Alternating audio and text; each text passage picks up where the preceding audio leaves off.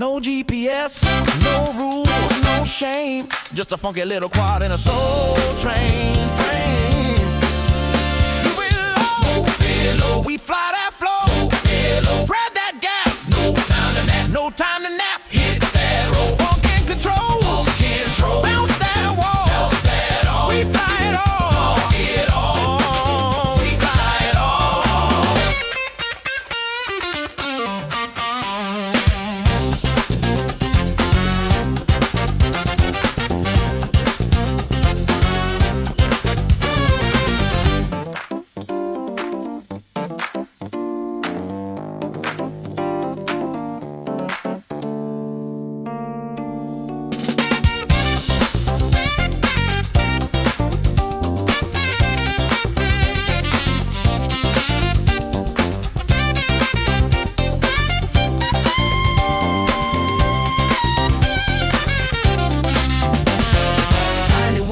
Funky and free, we fly indoors, we fly with glee. Whoop it, loop it, groove it, move it, bounce it, flip it, funk it, rip it, fly that soul, don't lose control. Tiny whoop love gonna make you whole. I thread the needle through the vinyl stacks, bounce off the mirror ball, never looking back. My quad's got soul, it's got style, it's got sass. It dips through the incense like a blast from the past.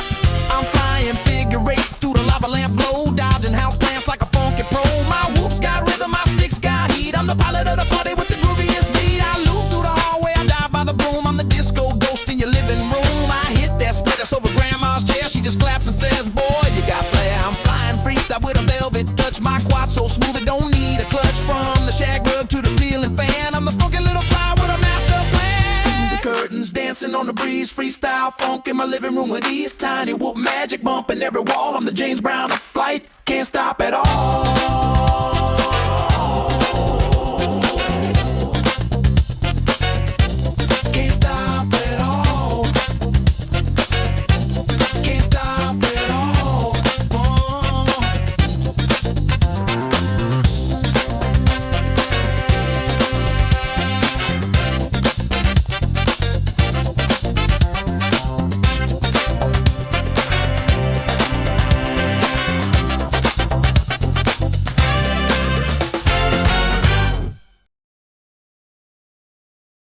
That.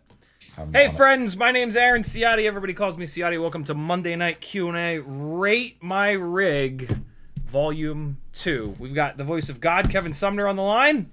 Good evening. I hope. Hold on. Let me double check. Uh-oh. Yep, cool. It's working. Yes. Okay, all right. Yeah, welcome. Greetings. You were just watching this little fella. This is an Air 75 V2 with a motor swap. These are the Gep RC 1002 25,000s on GemFan 1610s. I like this better on the HQ 1.6 by 1.2, I think they are, by 3 biblades, but they just constantly break. The HQ ultralights, like, they're just, the hubs are just so unbelievably fragile. This is something that gets flown outside. And so with propellers that explode all the time, that's a recipe to lose the damn thing, and I don't want to lose it. So I'm kind of forced to run these GemFan 1612s, which are okay. They're nowhere near as well balanced as the HQ props, which is a bit of a problem. You might have seen some jello. It's more than jello. It's just like there's just vibrations that echo through the entire build. Luckily, it's analog, so you can't really tell because the video quality looks terrible anyway. But yeah, this is an interesting one. Yeah, so it's got the new Matrix flight controller without the front mounting point. This is the Air 75 V2 frame, which I really like how thin these ducts are since it's an outdoor rig. It slides around real nice. But boy, is this a nightmare to tune. There are so many frame resonances within this one build. I think there's like 4 distinct frame resonances. Yeah, really, really tough. I can't really recommend this to anyone. Realistically, for something like this, you want to go 2S anyway. Beta FPV very kindly sent this to me, and so and it's fun to fly. And I have a bunch of 1S 450 and 480 mAh batteries. You were just watching this Lava 480 floating around, and so yeah, every once in a while when I fly this, it's fun. The flight characteristics is fun, but the tuning is a bit of a disaster. The other problem is like a 2-minute runtime with a brand new 480 mAh battery. When you go to 2S on a build like this, it doesn't really gain any significant amount of weight, and you get easily 3+ minutes of runtime with even more power. So yeah, longer runtime and better power to weight ratio. What's not to like? This kind of setup is pushing 1S a bit outside of its kind of comfort zone, we could say. But again, if you've got a bunch of 1S 450 mAh batteries, this is about as good as it gets. Also, it has one of my custom length ORT micro Vs on it. Camera is a CO3, which is great. The canopy is their Air V2 canopy, which is fine. But yeah, tough build. This Air 75 V2 frame is a part of the problem. It's just they've sacrificed everything for lightweight. And that makes it really, really challenging to tune. I'm thinking about moving this over to a more substantial frame, namely the Mobula 7 V4. The only problem with that frame is this prop guard here is like twice as thick. So it's not going to be as slidey outside, and that's kind of what makes this really fun to fly, is how slippery and slidey it is, because the side profile is fairly aerodynamic, right? There's not a whole lot to catch the air when you slide sideways or backwards or whatever. So yeah, I don't know. For an analog rig, it's fun to fly. I wouldn't want to try to do an edit with it because of all the vibrations at different throttle amounts. But yeah, fun to fly. And that's what analog kind of is, right? If you're doing analog I love folks that do analog edits, but like, yeah, it's you don't expect crystal clear video because it's 640 by 480. In the chat, Jay Tux was first, FizzPV was next, Matthew Wagner, Eloy, Madman, Tom Rides, Uke, Eloy, Capital C, Jimmy the Cow, Frank Dr. Nicholas, Kevin Sumner, of course, is in the chat. Mr. Clean, Tom Rides again, Newborn, Drew Markwith. Who else is here? Capital C again, McMucus, Zout, Capital C again, Jimmy the Cow again. Who else? Dagul, Portal's End, Varden, Drusen, Ryan Sadat, Jimmy Flies FPV. Did I get everybody? I think I might have gotten everybody. Nope. El Chingon, WK, Christian, Philip, Chef Bruno. There it is. If you want the gangly to read your name, got to get in here early, or just type at CiottiFPV and words after it, and I'll read your chat comment. I'm going to be on Madman FPV's live stream tomorrow night, so come on over there and check that out. It should be a good time. Jimmy the Cow says moo. Folks that have tagged me. Jimmy the Cow says moo. Madman in all capital letters says, are you excited for FPV hang time tomorrow? Maybe we can get you in the sim, or maybe a Ciotti live rip. Sims don't run on this computer anymore. Velocidrone, it's just, you have to download. The Velocidrone file is like 70 or 80 gigs. And when I bought this computer, and it forces that install to be on the internal hard drive. And when I bought this computer, I did not get a very big internal hard drive, unfortunately. And applications nowadays are just gigantic, and they have eaten my entire hard drive. And so, yeah, I am. I could probably get liftoff to run, but I don't like Sims, to be honest. Like, with tiny whoops and like out in front of the house, I'd rather just fly for fun. I feel like, you know, when you're brand new, the Sims are great. Don't get me wrong. And they're really, really, really important. But after a bunch of years, when you start to get good, the Sim is another, it's another set of muscle memory that you have to learn. And so like once you get to a point of flying skill, one of the most important things is to just nail down like as few sets of sort of muscle memory as you have. Just get used to flying the same thing over and over again. And so when you then keep going back to the sim, you keep breaking out of your, knowledge and skill set of flying for real to kind of fly the sim. So yeah, not much of a sim guy anymore. But again, if you're, less than like 2 or 3 or 4 years into FPV, sim time is going to be super, super, super, super important. Live rip is more likely. I depending on how my video is going to get over to Madman's stream, in theory, I can point the video source at the VRX. But we'll see. We'll do it live. Ryan Sadat says, Brandon and I spent hours on this build, with the only difference being the 04 and Matrix HD1S. I'll drop the tune and filters we settled on in general nonsense if Brandon's Baked Beans is okay. I can tell you that he will be okay, for the record. I know Brandon well enough. Jamie Flies FPV says, oh, hi friends, and CiottiFPV. What's up, Jamie? How are you? Ryan also says, I think we got it 90% dialed in. We used the D-term notch to attack the frame resonances. Yep, that was the first one that I was using instead of the gyro notch, and it completely fixed it.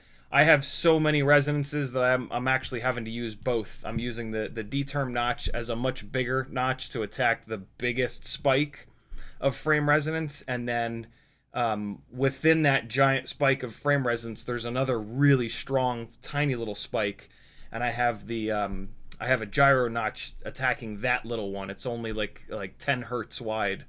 It's a mess. This is one of, if not the most challenging rigs that I've ever tuned. And without Black Box, I wouldn't be able to do that. Without Black Box, I would have just pulled this apart and used this AIO somewhere else. Probably gotten rid of this frame, because I think the frame is the biggest part of the problem. But yeah, bit of a nightmare, to be really honest. I'm kind of shocked that, well, Beta FPV doesn't sell this with these motors. This becomes a problem when you put really high power motors on it. So yeah, Beta FPV sells it with low power motors, and that helps it quite a bit. But yeah.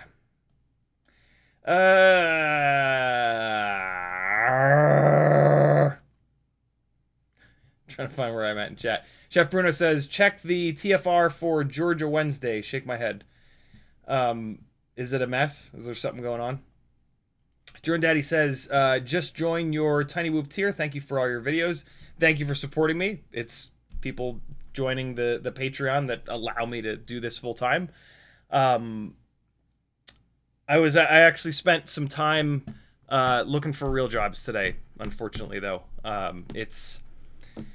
Yeah, as the economy gets demolished more and more, those of us that are doing cool and weird shit are gonna get hit the hardest. And so yeah, it's not looking good for me doing this full time moving forward. But back when I was working at Benefit Focus, I started to do these live streams, and I was able to do 2 a week somewhat comfortably. That was when I was living a much simpler life in an apartment without children. And so I don't know. I don't know what's going to happen here, but yeah, I'm trying to actually find a job at an airport down the street. I figure maybe, I've been out of the job market for so long that I'm very confused as to who I feel unhireable. And so, yeah, I feel like it has to have something to do with aeronautics for me to be able to stand out, especially with how, demolished the job market has become as well, right? So, yeah, I don't know. I'm sure that it'll take me forever to find a real job, but yeah, it's looking like that's the direction that I'm going to need to go, which is a shame, but, sometimes things fall apart. I will continue to do as much of this as I possibly can, that's for sure, because I love hanging out with you guys. But yeah, it's been a great ride. I'm super lucky to have gotten to do this full time for the past 3, maybe 4-ish years. Most people don't get to do that, and so yeah, I'm incredibly lucky, incredibly lucky, which is the important part here. So yeah, we'll see what happens. Ryan Sadat says you have to try the Zone FPV sim. It runs on a potato and it doesn't take up a ton of space. I doubt that it's Mac compatible though. Most sims are PC only, and I am Mac only. So yeah. WK says, did you try the Zone sim? It is the only one that doesn't mess with my muscle memory. I have not. No, I've not tried that sim. I always just kind of assume that they're not Mac compatible. Maybe it is. Capital C says, I dusted off the old 5-inch this weekend, and after flying a few batteries, I decided I don't like flying 5-inch anymore. It's scary, micros rule. I had a similar sort of realization at Sloss, actually. I flew a 2-inch battery or two, and then I put one of my lightweight, big propeller, like 605 gram all up, 4.9-inch prop, 5-inch rigs, and it felt awful. I mean, in fairness, the main flying area at Sloss is not massive, and massive spaces are what 5-inch rigs are really for. And so, yeah, it's not small, but it's also not like the size of a football field. And so that certainly didn't help. But like, yeah, I don't know. It was like the pacing of it, and like it felt awkward. It felt very awkward. I'm sure that if I took it out to a big open field, it would feel a lot better. But there's a school of thought of like 5-inch does everything, and anybody that doesn't fly 5-inch all the time is dumb. And that's just not true at all. That's just a silly thing to for the 5-inch fanatics to hold very close. But you know, we know what's right. We know you should use the right tool for the right job. This T-shirt is available. My dad had these T-shirts made, 5 of each size. Super cool of them. It's got CiottiFPV on the back. These are available over on my Etsy store. Get them before they're gone. The next run will look different if these all sell. There's small, medium, large, extra large, and 2X. So go snag one, support me, and yeah, you'll remember to land.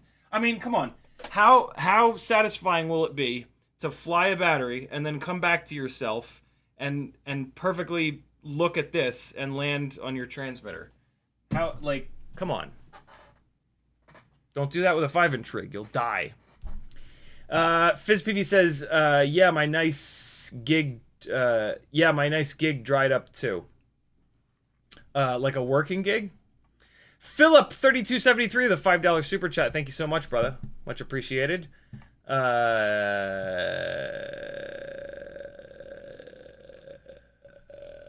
Cole FPV says, have you considered using AI to apply for jobs? No, I refuse to use AI for anything. I'm an idiot. Like, I should absolutely not take that stance. And I should use it to help me out, but I'm not going to. And I'm not going to use it for anything until these companies put some kind of guardrails or just generally give any fucks at all about the damage that it's doing. I won't touch it. And if there is one of them that they are doing it somewhat responsibly, somebody let me know. And I will. That is about the only way that I will use any of them. From what I've seen so far, though, none of them seem to give a rat's fat ass, and they're just foot to the fucking floor, like, fuck it, everybody else is doing it. Let's just, potentially ruin everything. And I can't be a part of that. Kevin, do you know of any that have any sense of ethics, or are they all just still foot to the floor? The trouble is that, like, They have each one has spots where they're doing better than the others, and then spots that they're doing worse than the others. There's not one that I would be like, oh yeah, if you want the ethical choice, this is the one to go. Right. Right. Fair enough. I mean, at some point, with how big the backlash seems to be, at some point, one of them has to realize that if they put some goddamn guardrails on it, that a bunch of people will start using theirs over the others. I have to think that that will eventually happen. But yeah, at the moment, I won't do it. Ryan Sadat says the Zone is Mac compatible. No shit. Run it on my MacBook Pro M1 all the time. Okay, so there's 3 Mac compatible Sims now. That's pretty cool. I was just looking at it. It's on Steam, and they do list Apple as one of their 2 platforms, and it is playable on Steam Deck. So if you're like me and playing on Linux. Very cool. I think I might have deleted Steam at some point to try to free up a little bit of memory. Space. Yeah. Okay. Well, that's good. That's good that there's another sim. Again, though, I don't know. It's tough for me to justify using a sim when I can just plug in a tiny whoop. That's just me. If you enjoy Sims, by all means.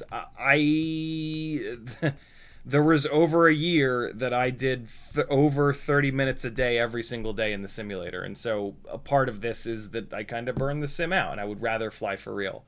But yeah, that's just me. Don't let that turn any of you off to the sim whatsoever.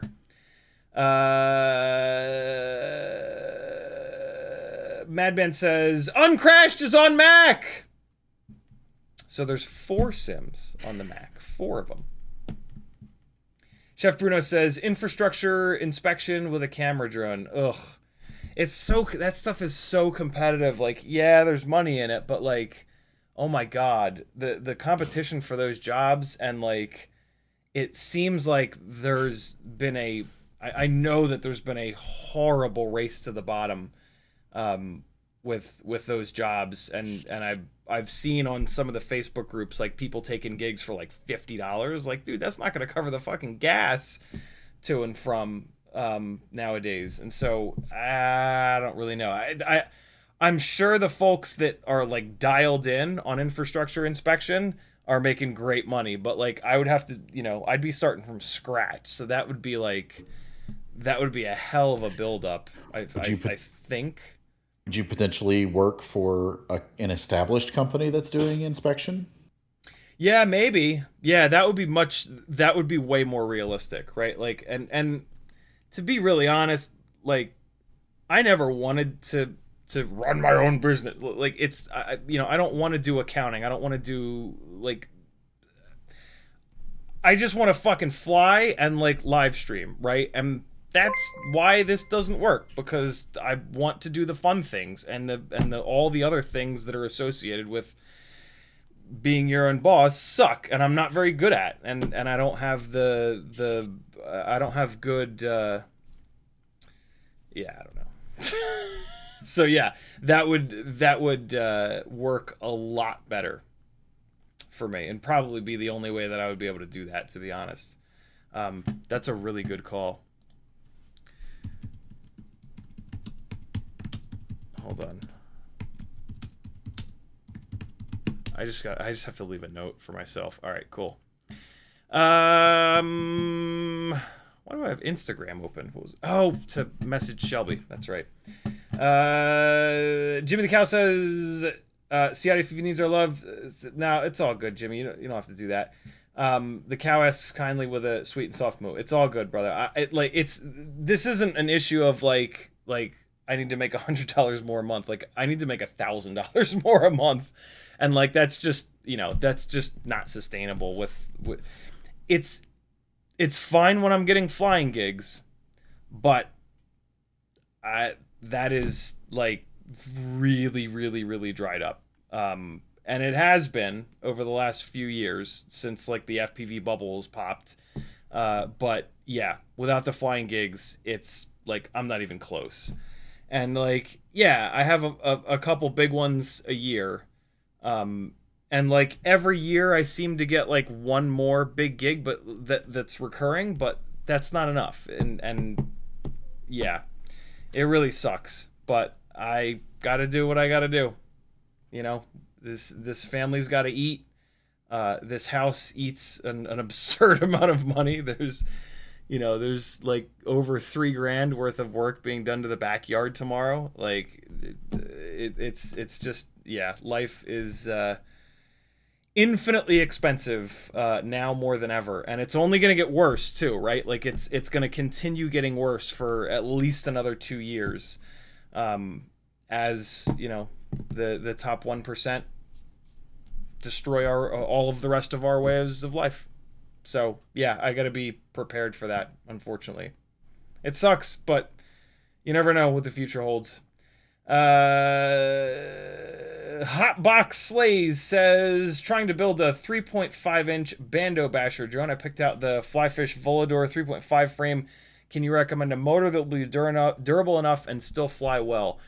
Yeah, the X-Nova 1804 3500 kV, and you can get that with either T-mount or M5 nut.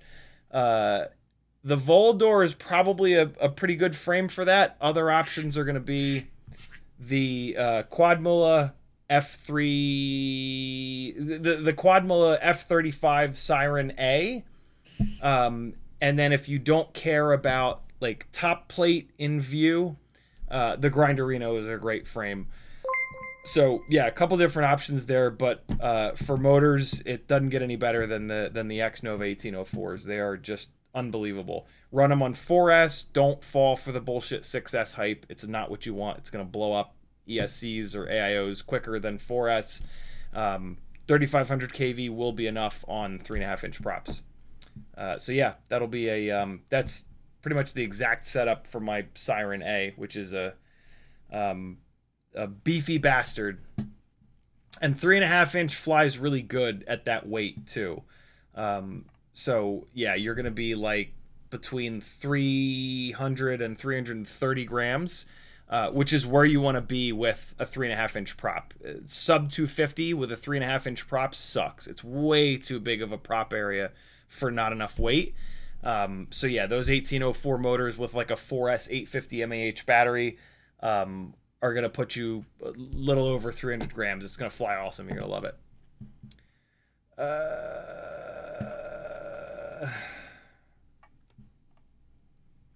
FizzPV says, yeah, the work gig with the nice spots. Gotcha. Yeah, it's tough, man. Chef Bruno says, can I get one that says only big rigs land here? I prefer my rigs BBW. No. Cole says, LOL, read the whole comment. I did. Yeah, lots of people use an AI to like get a job, and then the AI does the job for them, and they just sit at home collecting a paycheck.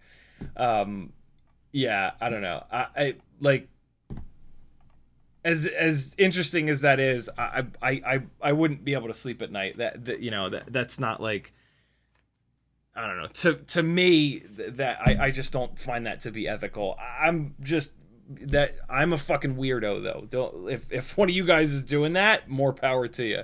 But I take work like weirdly serious. Like the work that I do in my life in the short time that I'm here,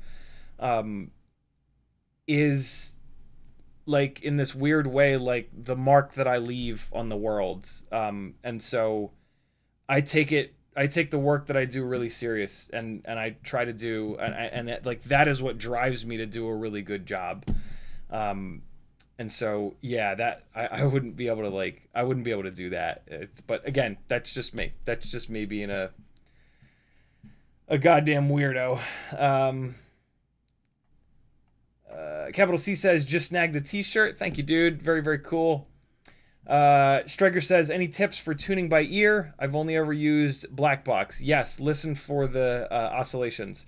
Listen for anything that doesn't sound normal. And I know that sounds like duh, but when you're actually doing it and like it makes a sound that's not normal, your brain's going to go, oh, it must be this thing, or it must be this other thing. No.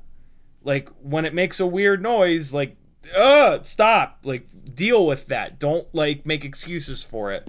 And so, yeah, builds should sound clean and smooth and crisp.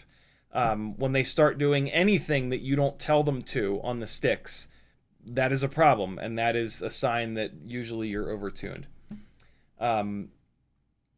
Striker also says, by ear and just by feel, I mean. Typically, you won't feel it. You'll hear it, and you'll see it. The whole, like, being able to feel in FPV is pretty rough, because you're not on the quad itself. You're just standing around. And, you know, if you've flown a couple thousand batteries on that specific rig in a row, yeah, okay, you might be able to feel some microscopic 1 millisecond changes when you move the sticks. But most people haven't, you know, almost nobody has. And so the whole, like, oh, I can feel it, or I can't feel it, usually that's placebo. That's your brain tricking you. That's you being able to see it or hear it, and then your brain being like, well, all the top pilots talk about feeling it, so I can feel it too. That's kind of nonsense.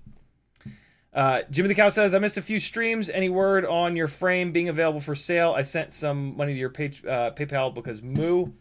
No, to be honest, man, I've been thinking about other stuff. I've been working on other stuff.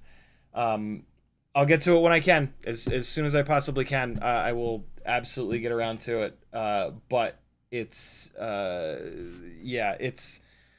it's one of probably over 100 things that are just pulling my attention and my time here, there, everywhere.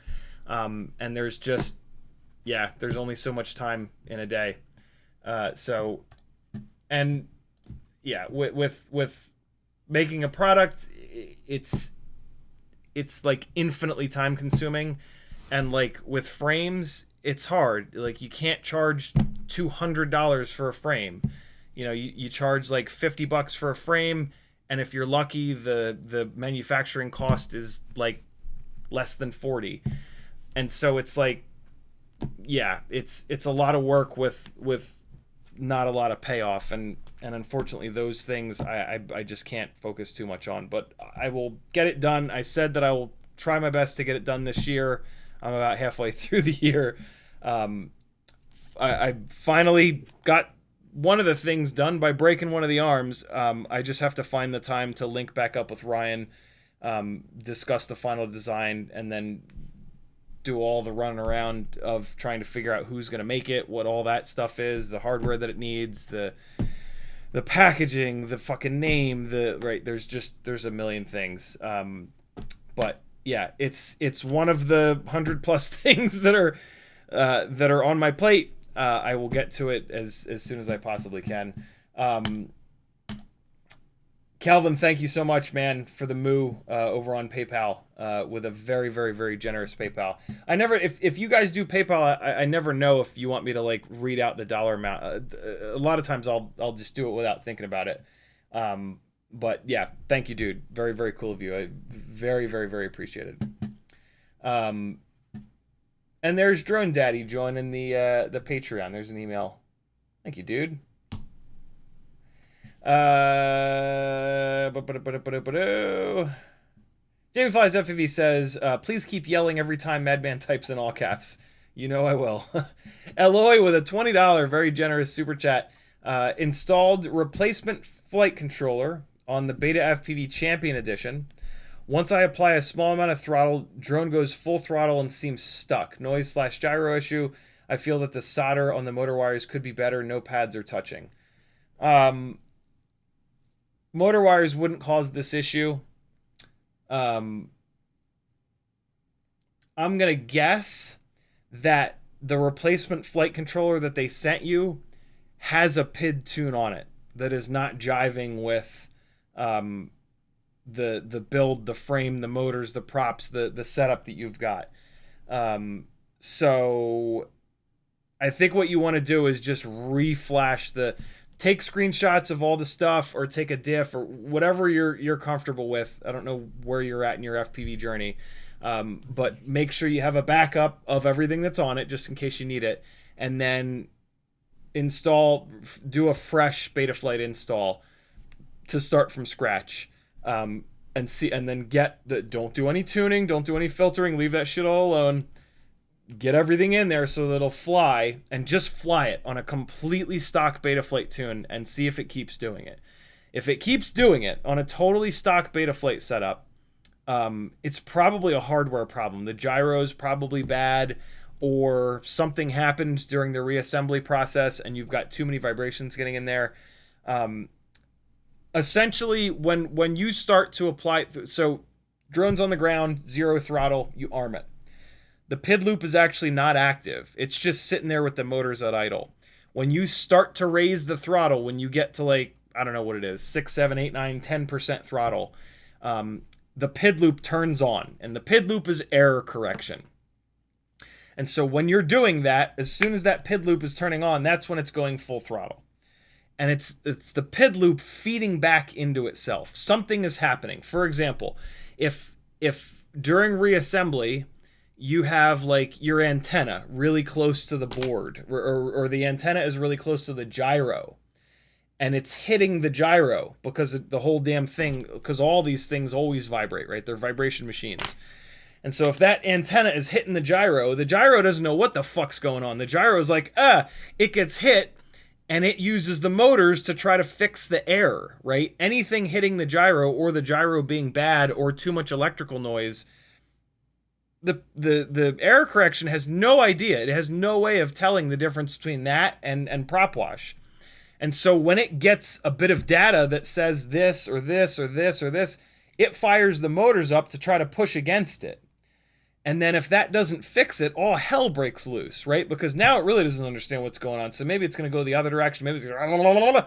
And so especially like if there's something like an antenna tapping against the gyro, it's going to go one way. It's going to tap against the gyro. It's going to go the other way. It's going to tap back, right? And so something's going on. It's when that PID loop is activating that the thing is freaking out. And so, yeah, a lot of times when you get a flight controller, it'll be from a quad, and it'll have that tune baked into it. And sometimes that tune is too aggressive for your setup. The Champion Edition had pretty powerful motors, 702 30,000s, on a pretty lightweight frame. And so that's a pretty overpowered kind of tiny whoop. You have to have things tame. If that flight controller came with a tune on it from a lower power rig, that could be the problem. So start by just fresh Betaflight, just get back to square one, and then take it from there. Hopefully that helps, Aloy. One of the things that stands out to me is this smells a lot like what the standard 4 things could potentially fix. Board orientation, motor configuration, whether it's X or props in versus props out, motor order, and then motor direction. Those are the Good 4 call. things. Because Yeah, a lot of people are like, oh, it flips out, or it does this thing, and that always on launch immediately I put a little bit of throttle in and it flips out. That is, always start with those 4 things, and then move on to your redoing Betaflight, whatever. You can also check if you suspect it's a bad gyro, which I wouldn't go there initially, but if you suspect it's a bad gyro, you can go in Betaflight just set it on the desk, and there is a gyro trace. Forget which tab it's on, but there's a gyro trace that'll show you all 3 axes, and you can just watch it. And if they'll wobble just a little tiny bit just from the natural vibration of stuff around. But if it's not jumping around or whatever, then you pick it up and slowly rotate it on each axis to make sure that it tracks the gyro tracks appropriately. And remember, the gyro's only getting movement. It doesn't know the exact orientation. I think Ciotti's about to show this. And so just watch that movement and make sure that it doesn't jerk around. Might be the motors tab. Yeah, it's the motors tab. Yeah, so got everything you need. So this is it. Here. That should be quiet and clean. And I mean, you can probably up the scale. Nope, you can't up the scale. You can only down the scale. But yeah, this should be clean. If it's sitting on the desk, if I start moving around, it's going to go crazy. But this should be nice and clean. That's how you check your, potentially, to see if you have a bad gyro. That doesn't always work, though. But the biggest thing that Kevin first mentioned, which is super important with a new flight controller, I didn't even think of this, is you plug it in, you come here to setup, you hold the quad in your hands, and you go nose down, and then you go nose up, left, right, yaw left, yaw right.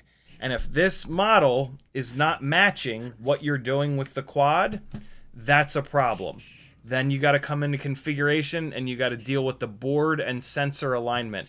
You got to get the yaw. It's usually a yaw problem. It could be a pitch issue, but you have to just keep changing things here on the board and sensor alignment until you can come here and go nose down and it goes nose down, nose up and it goes nose up, left it goes left, right it goes right, yaw left, yaw right. That can bite you in the ass.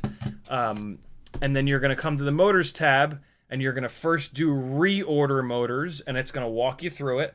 And then you're going to do motor direction and it's going to walk you through it. And now you got to make sure. Let's skip over, quad X and motor direction is reversed. Yep. Those aren't actually reversing the direction of motors. That is reversing what the flight controller believes your motor direction is.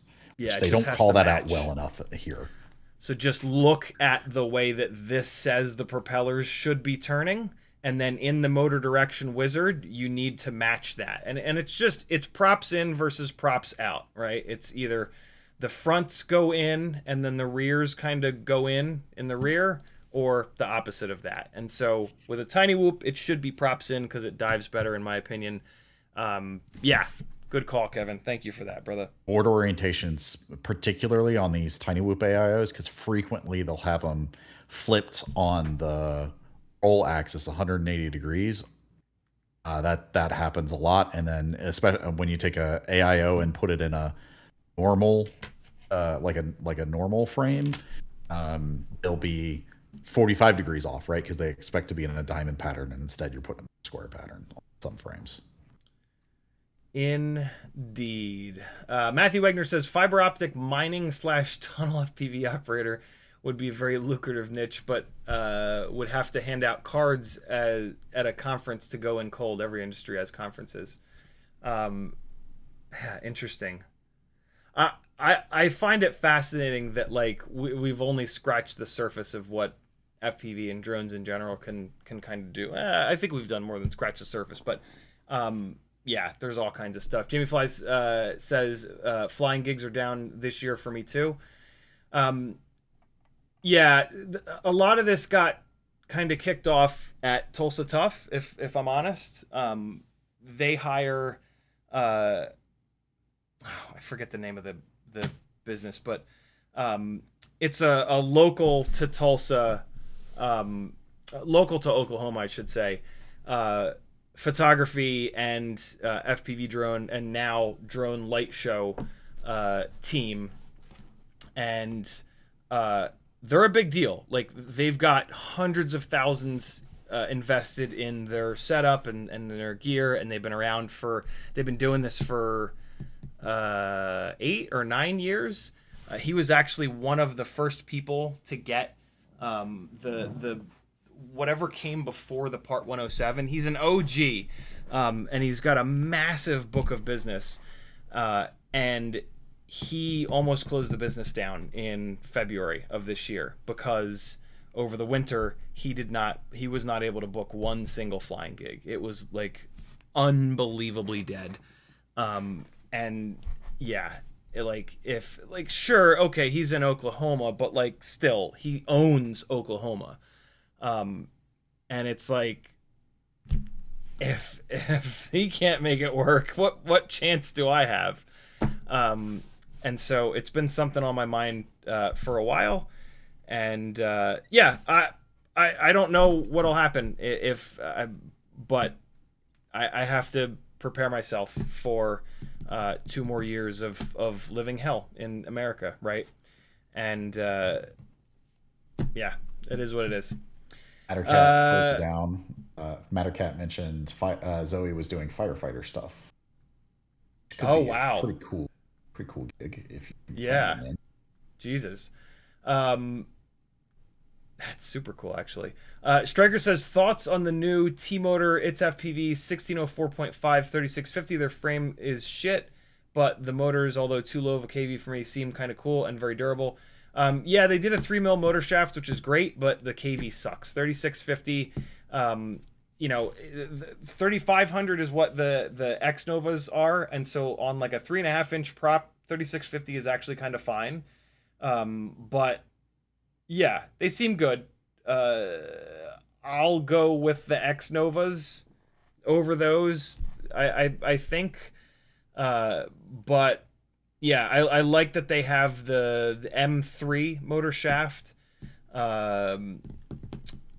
Yeah, they're okay. It's a great option. I've had really good luck with the X Novas, so if I want a motor of that size, I'll go that direction. But it's really, really, really nice to have another option. And so yeah, either the X Novas or those whoever was asking about the Basher 3.5-inch rig, that 1604.5 is another really, really good option. Jeff Brennan says, look at non-destructive engineering, environmental construction, testing, and consulting. Jesus, that's a mouthful. That's what she said. Like Nova or ACR in Atlanta. They were looking for some drone inspectors a while back. Just a thought. Nova and ACR. I'm going to open up a couple more tabs here. That actually reminds me, one of my friends local here around Raleigh, she does like environmental assessments where, like, especially when natural disasters happen, like when the fires on Maui happened, she gets dispatched out there to do environmental studies. And one of the things that she was interested in is learning how to fly a drone. So that's also a potential avenue. Hell yeah. Love that. Yuke says, finally got my baby turtle settled in on the 2-inch props. Was vibrating super bad over half throttle. Turns out one of the motors was running one screw and two of the stack screws were backing out. Yeah, losing a motor screw will always make all hell break loose. Nice, dude. Figuring out what's got these things going is what's got these things freaking out is always quite the adventure. Matthew Wagner says, low altitude FPV support for wildfire firefighting feels like another gap. Email some wildfire orgs. Your bike race footage proof that you can stay below heli/plane altitude. Yeah, interesting. Wildfire firefighting. Jesus, it's hard to say. Captain C says, I know that my local electrical company is hiring pilots to do inspections on high tension power lines. Here in Atlanta, there's a Facebook group for like normie drone pilots, and inspection stuff pops up there all the time, and it is unbelievable how instantly it gets snatched up. It is the photography drone world here where I'm at is absurdly saturated. So yeah, I don't know about that stuff, and I also have practically no experience on photography drones. It like when I fly the Mavic 2 like once a year, if that, I don't know what the hell I'm doing. Like it is a whole different kind of thing. So yeah, I don't know. We'll see. I'm sure I can learn, but like it's a trade-off, right? Like, yeah. Do you It's also not fly? Do you fly on something that is less fun, but at least you're flying, or do you get a job not flying at all? Right. If those are your options. Yeah, and like it feels like getting a job not flying at all and then maintaining as much of this as I can flying. I feel like that's going to be what ends up happening, because what I don't want to happen is that I work 8 hours flying something that's as boring, has me bored to tears, and then I don't want to have anything to do with flying after that, right? And so, but we'll see, and like, I'm lucky enough to like have all of this that I've built over the last 4 or 5 years, 3 years, however long it's been, as a bit of a safety net. So like, I can like, if I can get somebody to hire me, I can just go and like see if I like it, and if I don't like it, just be like, nah, sorry, this ain't for me. I've never been able to do that. I've always like gone from job to job, and so like whatever job I get, it's like, well, I better figure out a way to not fucking hate this. And sometimes you get, it's not what you thought it was. And so, yeah, I'm very, very, very lucky this time to be able to approach it in a way that's like, if I get it, if I realize that the company's ethics are horrible, I can just kind of walk away, and look for something else. I mean, at the moment I can, God knows what's going to happen. It's looking like we're some of you guys might get a draft notice before too long. So it could get really bad really fast with what's happening in cheeseburger land here, at which case I might not have that luxury, but it's nice to, I don't know. Ryan Sadat sent a message earlier in the chat, not sure if you saw it, but I put my filters and PIDs for a similar build in general nonsense. Yep, I called that one out. Very, very cool. Capital C says, they train you, the money is really good, but you usually have to travel and are gone for the week. What are we talking about here? Capital C, scrolling up. I think he's talking about some of these flying gigs, like wildfire, right, and inspection. Yeah, we'll see. If I can get my foot in the door with one of those, I will absolutely entertain that as an option. And if they were to make me an offer, I would absolutely take it and just see. If it turns out to be, if I turn out to hate it, then I can be like, look, this ain't for me. I firmly plan on keeping all of this going as much as I possibly can. Because this is what I love. This is, and it's been just such a dream to be able to do this. So yeah, again, I'm super lucky. Not for lack of trying. I've put an awful lot of work and effort and my soul into being able to do this full time. It's heartbreaking that this might be the end, but life is more than just doing what you love.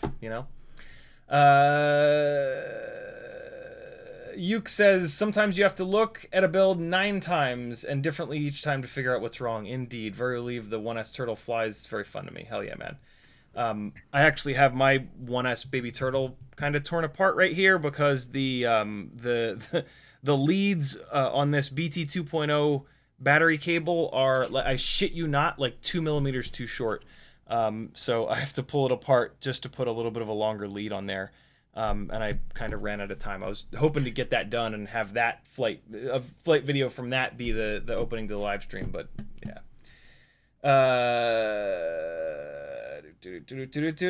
I think you missed Alex. it. Nightwing says hi in chat. He didn't tag you, but it was. Oh, what's up, Nightwing? How are you, brother? Yeah, I see him up there. I missed the blue. Hope you're doing well, man.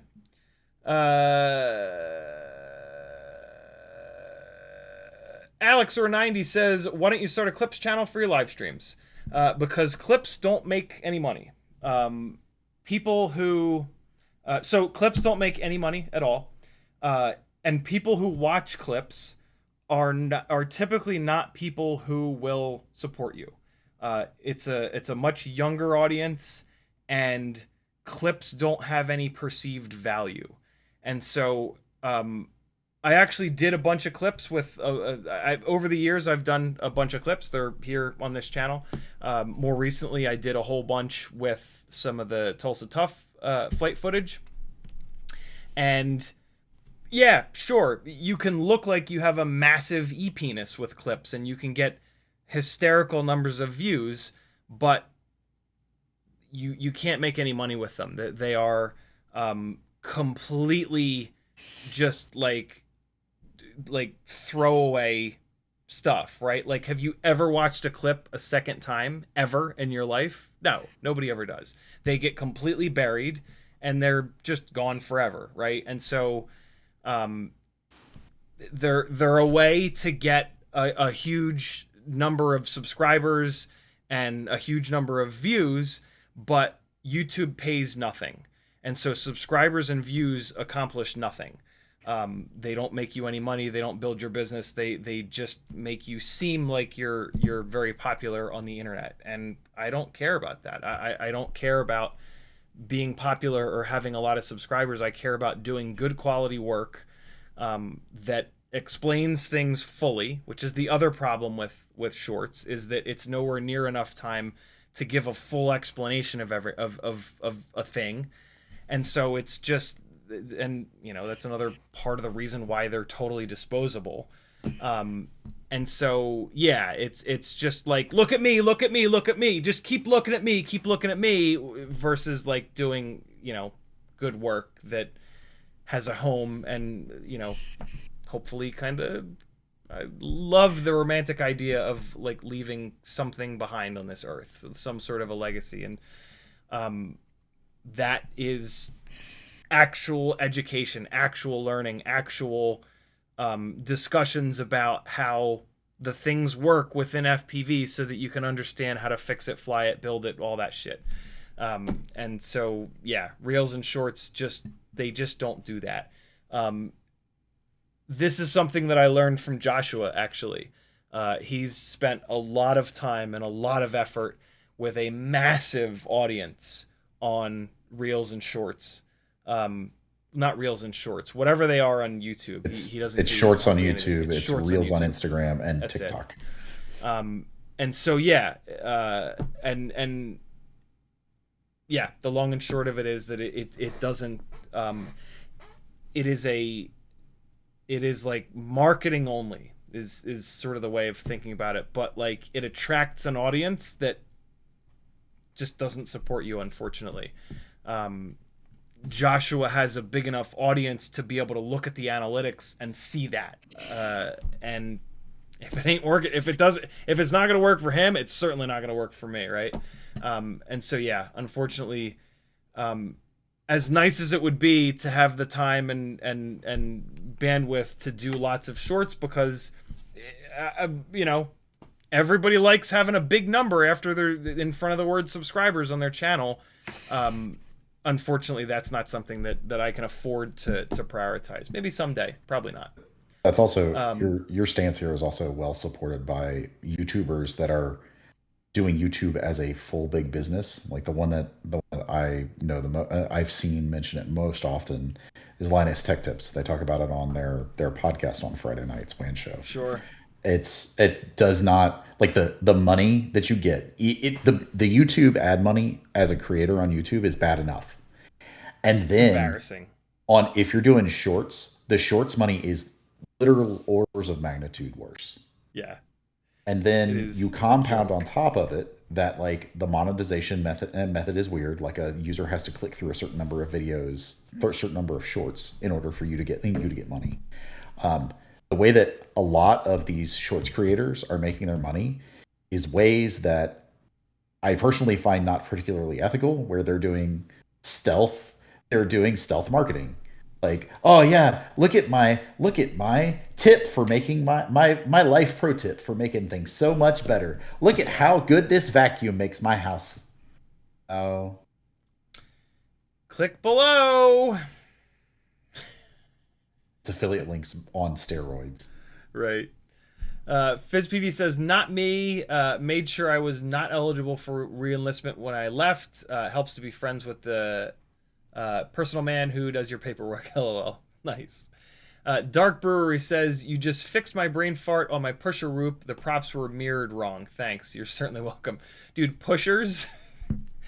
I have a bunch of pushers now, and every single time that I have to put propellers onto one of these pusher rigs, my brain just vomits. It's just like I have to put these upside down, but then I have to hold the thing upside down, and then it's just impossible. It's like, and so I just have to sit there and like, I hold it right side up, this way, that way, props it. Like, it's so weird. Like, it's not that big of a deal, but it just melts my brain. So it's not just you, Dark. Yuke says, mine is almost too short too. I have it micro zip tied to the back standoff. That's a good idea for strain relief. Ryan Sadat says, seems like my tree topper rig mostly survives from the pool after washing and drying, but seems like the gyro is doing the ticking thing. Yeah, that happens. Watched with IPA again, crossing fingers it works. When these things get wet, like even with conformal, it's just like you're just you're just flipping a coin whether or not it's ever going to work properly again. Sometimes they're fine, sometimes they're not. It's I've had a bunch of rigs that have survived totally fine and they keep going forever. I've had a bunch where they're never the same again and then they die in short order. So yeah, it's tough.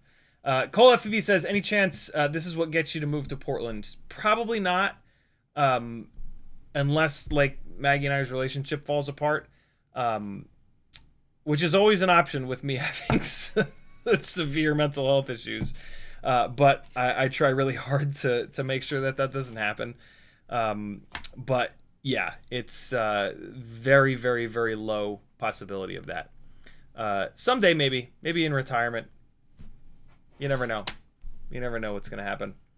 All right, we're caught up. Time to rate your rigs, friends. Over on, so CiottiFPV.com is where you can go to support me. Patreon is the best way to do that. There's also an Etsy store where you can get this t-shirt and lots of other fun stuff. There's a Fiverr page where you can book one-on-one time with me if you really want to learn a lot fast. And there's a whole bunch of affiliate links there as well. There's a Discord link on the website. That'll get you access to about half of my Discord here. General nonsense, troubleshooting corner, FPV therapy, 3D printing, find a local friend, best of CiottiFPV, events info, and name the stream. If you got $3 extra a month, or 10 cents a day, or 20 cents per live stream, you can join my Patreon, and that'll give you access to the rest of my Discord here. And we got a brand new text channel called Roast My Rig. I think I've been calling it the wrong thing this entire live stream, but that's okay. In Roast My Rig, you can post pictures and hopefully a little spec breakdown of your builds. And when I do these Roast My Rig live streams, we dive in and take a look, and I tell you what I like about them, maybe what I don't like about them, and hopefully you guys learn a lot. I got a really good response from doing this yesterday, so let's just keep it going. Don't touch my drum set with a 2.5-inch cam bam frame build. 86 grams without the battery. It's about right. I really like the way that they fly up at this weight. This looks like a 2.5-inch rig. We've got some RC and Power motors. We'll see in a second what they are. There's the cam bam frame. And then it looks like we've got 04 stacked up on top of an AIO. Can't quite tell what the AIO is from the pictures. This battery mounting solution has got to go. This is this is rough. Can I go full screen? Where the hell's the button for full screen? No. Okay. Yeah. This is I can't believe this works. But yeah, rubber bands in general, you're going to throw the battery. When you throw the battery, if it comes unplugged, you might never find that rig again. Looks like these are RC and Power 1204s. And so you got to get this battery mounted on here more solidly. This is a recipe for losing this entire build. And you've got over $200 in this build, right? 04 light, the frame, the AIO. So yeah, it looks like the cam bam frame has slots here for a battery strap. What you're going to want to do is not just loop the battery strap in here like this. You're going to want the battery strap to go over the middle part and then into this slot strap and then around the outside. Okay, on both sides it's going to do that. This is going to give you more width on this pad, and it's also going to pull the battery down into the actual strap itself. Yeah, get yourself a really short battery strap. You can find super short battery straps on a couple different FPV websites, and get a proper strap setup here because this is a recipe for losing this whole rig. Ask me how I know how important it is to properly secure your batteries to a rig. I know it's like the most boring part of the build, right? Like you've done all the fancy work and you soldered everything up over and you're just like waiting to go fly it. For the love of God, don't not secure your battery properly before you go fly your brand new rig, because you will absolutely lose your brand new rig, and there's nothing worse than losing a build on the first fucking battery. So yeah, let's look at the actual spec. RCM power 1204, 8000 kV. So those are a set of motors that I ran on the Caillou Mini for a little bit. I found them to be a little bit too hungry for 2S batteries, which is why the Caillou Mini is going to 3S. I'm just waiting on the AIO. The motors were okay. They really hit the battery hard. You can band-aid that by like bringing the motor limiting down a little bit or running a lower pitch prop. The problem is 1204 is a big motor. 8000 kV is already kind of a low kV for 2S. And so by limiting that even more or running a low pitch prop, you got a big motor that's not doing a lot of work. So you're dragging around a heavy ass motor that you're not setting it up to actually do the work that it can do. I'm going to be running those motors on 3S on my Caillou Mini once the AIO gets here, and I think that they're going to be really good. I think 3S to bump that 8000 kV up, and also they were sagging my 2S batteries really, really hard. 3S should help that. When you go up in voltage, it helps with battery sag. And so I think you might want to follow along with me as I take the Caillou Mini into the 3S land. You've got a Tune RC Poly F405 AIO on there, which I believe is a 2S to 4S. So, and it looks like you've got XT30, so you should just be able to plug a 3S battery in and away you go. So yeah, don't touch my drum set. Come along for the 3S ride with me. I think it's going to make that thing into a fire-breathing lunatic. And then you can motor limit it down a little bit. Like motor limiting down, when you've got motors that are too physically big and not a high enough kV, and then you motor limit them, like that's kind of worst case scenario. Going to 3S, you're actually going to probably be a little too high in kV. 8000 kV is going to get like a 50% bump, so to speak. And so like 8000 kV on 2S is basically the same thing as 12,000 kV on 3S. And 12,000 is going to be a lot. And so a little bit of motor limiting, away you go.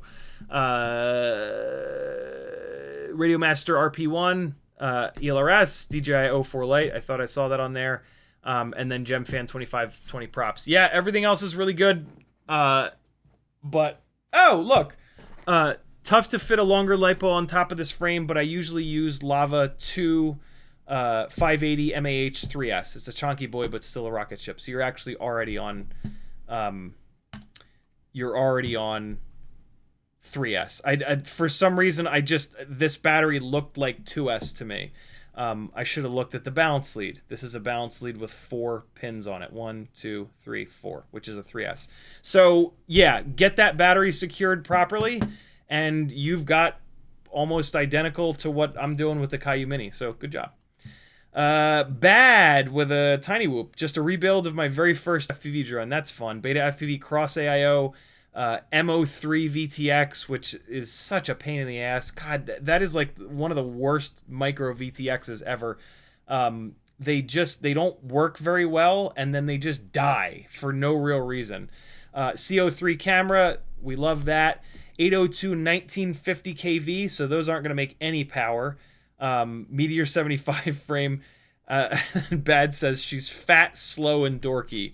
Hey man, you said it. This is a heavy setup. This is a heavy frame. This is a really heavy canopy and VTX setup. But for rebuilding your very first rig, this is great. This is awesome. This is a great benchmark. This is something that you can fly and it ain't gonna fly good, but it's gonna fly, and then everything else is gonna fly a lot better than this, and there's nothing wrong with that. I've got my very first 5-inch rig right up there. Every once in a while, it's on FR Sky. Every once in a while, I go fly it. I'm like, wow, this is unbelievably bad. I can't believe that we used to fly shit like this. And then everything else that I have is like God's gift to FPV, and that's great. It's great to have that. So yeah, for like rebuilding your very first FPV rig, this is, I actually really love this. Here's the stupid MO3 VTX. You have to mount it to this canopy, and then it's got like the UFL port on the back. It's just, you have to do stuff like this. It's just silly. And then this is one of the older 75 millimeter motor to motor frames. That's just not very good. It's just an old school frame, but perfect for this build. Like, this is absolutely perfect. This is so good. And he's got some HQ ultralight props on it, which will actually make the biggest difference in flight performance here. And so yeah, I would maybe go to a tri-blade though, because these motors are so low kV. I would actually go to an HQ ultralight tri-blade to get a little bit more power out of it. And the 802 probably has enough grunt to control a tri-blade. Two toes with a sound check. Let's see if the sound will even play through here. So it's playing through my ear. I think it's playing through macOS audio capture. I'm going to turn it down a little bit. Let it play to the end. We'll play the beginning part again. There it goes. Happy model 1002 20,000 kV, 1S battery, Matrix 4-in-1. That's pretty loud for that setup. Although the microphone was picking up a lot of outside noise, so I think the microphone just gained up really high. Striker with a 2.5-inch Bando Turtle build. Happy model 12 amp F411 AIO with a capacitor. Beta FPV MO3 VTX. That VTX is probably not going to last long, unfortunately. CO3 camera, awesome. RCM power 1202 and a half, 11,500s, great. Custom 3D prints, very cool. GemFan 2520, they're good enough. The HQs are a little bit better, but they're a pain in the ass to find. And then he says, I need 2512s, and the tune is pretty shit right now, but the power to weight is good, so I just need to tune it properly. 61 grams dry, 90 grams with Lava 2S 580. It's a pretty big battery. I'm surprised that battery fits on there. Actually, wait, no, I'm not, because it's a Bando Turtle frame. Sorry. No. I had a brain fart. I was thinking Caillou. Interesting front camera print. It kind of looks heavy, but not necessarily. It might be really low infill. It looks like it's pushing the camera really far out front, though. I have not looked at a lot of the Bando Turtle camera print mounts, though. Just the 04, and the 04 is a fairly shallow camera, so this could be totally normal. I'm just not used to kind of seeing that. These are very cool battery holder loops here. I dig these. They're nice and thin to keep the weight down. Personally, I don't run the arm protectors on the rear because you don't smash the rear arm ends nearly as much as the fronts. So I personally only run the fronts, but if you don't want to chew the carbon all up, yep, run all four of them. It'll help a ton.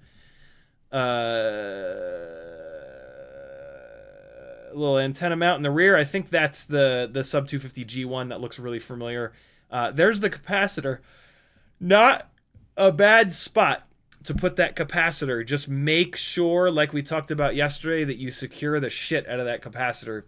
E6000 that capacitor to whatever's nearest to it. It looks like maybe it's the AIO, maybe it's the arm or the frame itself, but yeah, get that capacitor absolutely locked down. Otherwise, it is going to break off. Very cool little build, though. Looking good.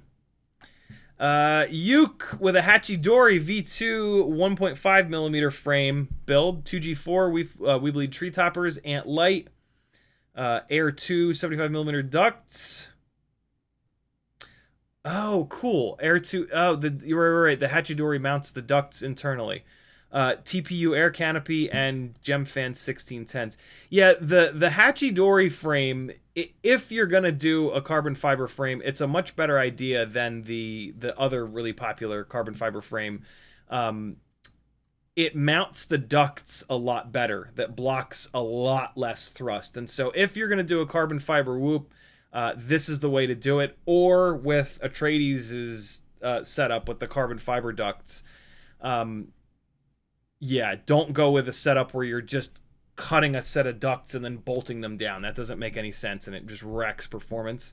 Yeah, the Hachidori is a cool build. It's cool that you're using the Air V2 ducts because they're nice and thin. They're probably pretty floppy, though. I can't imagine that you can crash this thing without these ducts, like, really deforming.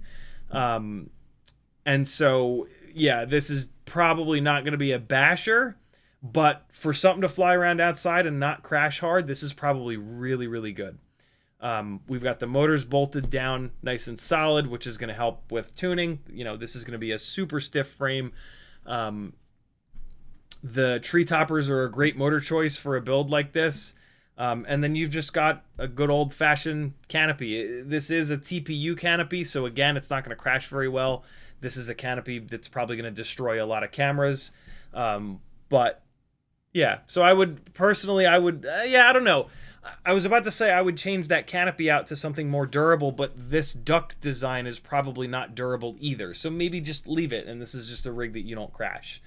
But, yeah. I actually have a Hachidori's V2 frame that at some point I will build out.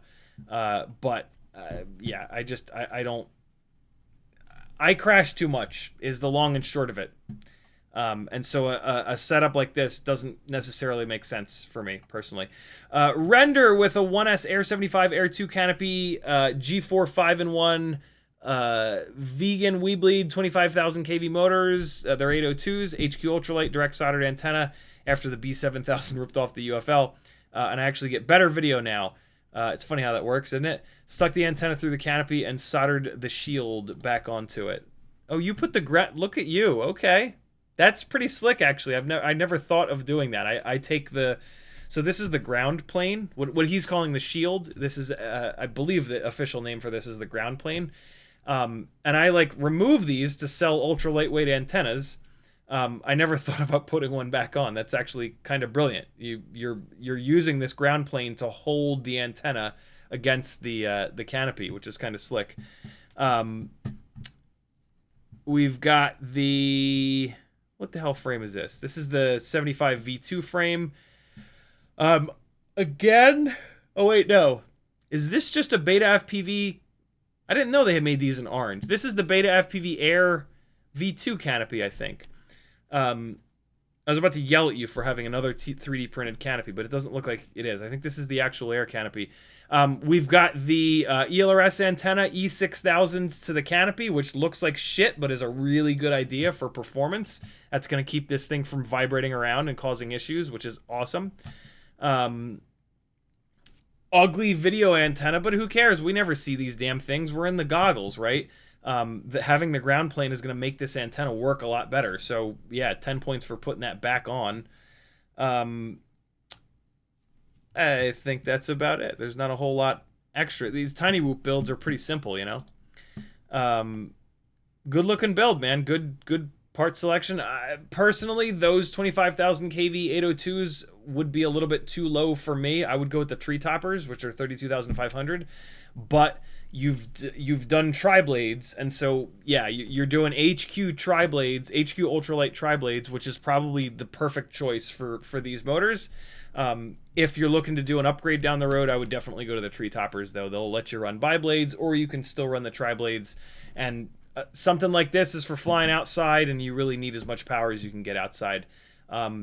Or the Gep RC 1002 25,000s. Those are actually my absolute favorite motors. But this setup is like built to be very lightweight, and so sticking with an 802, the tree toppers, does make sense here.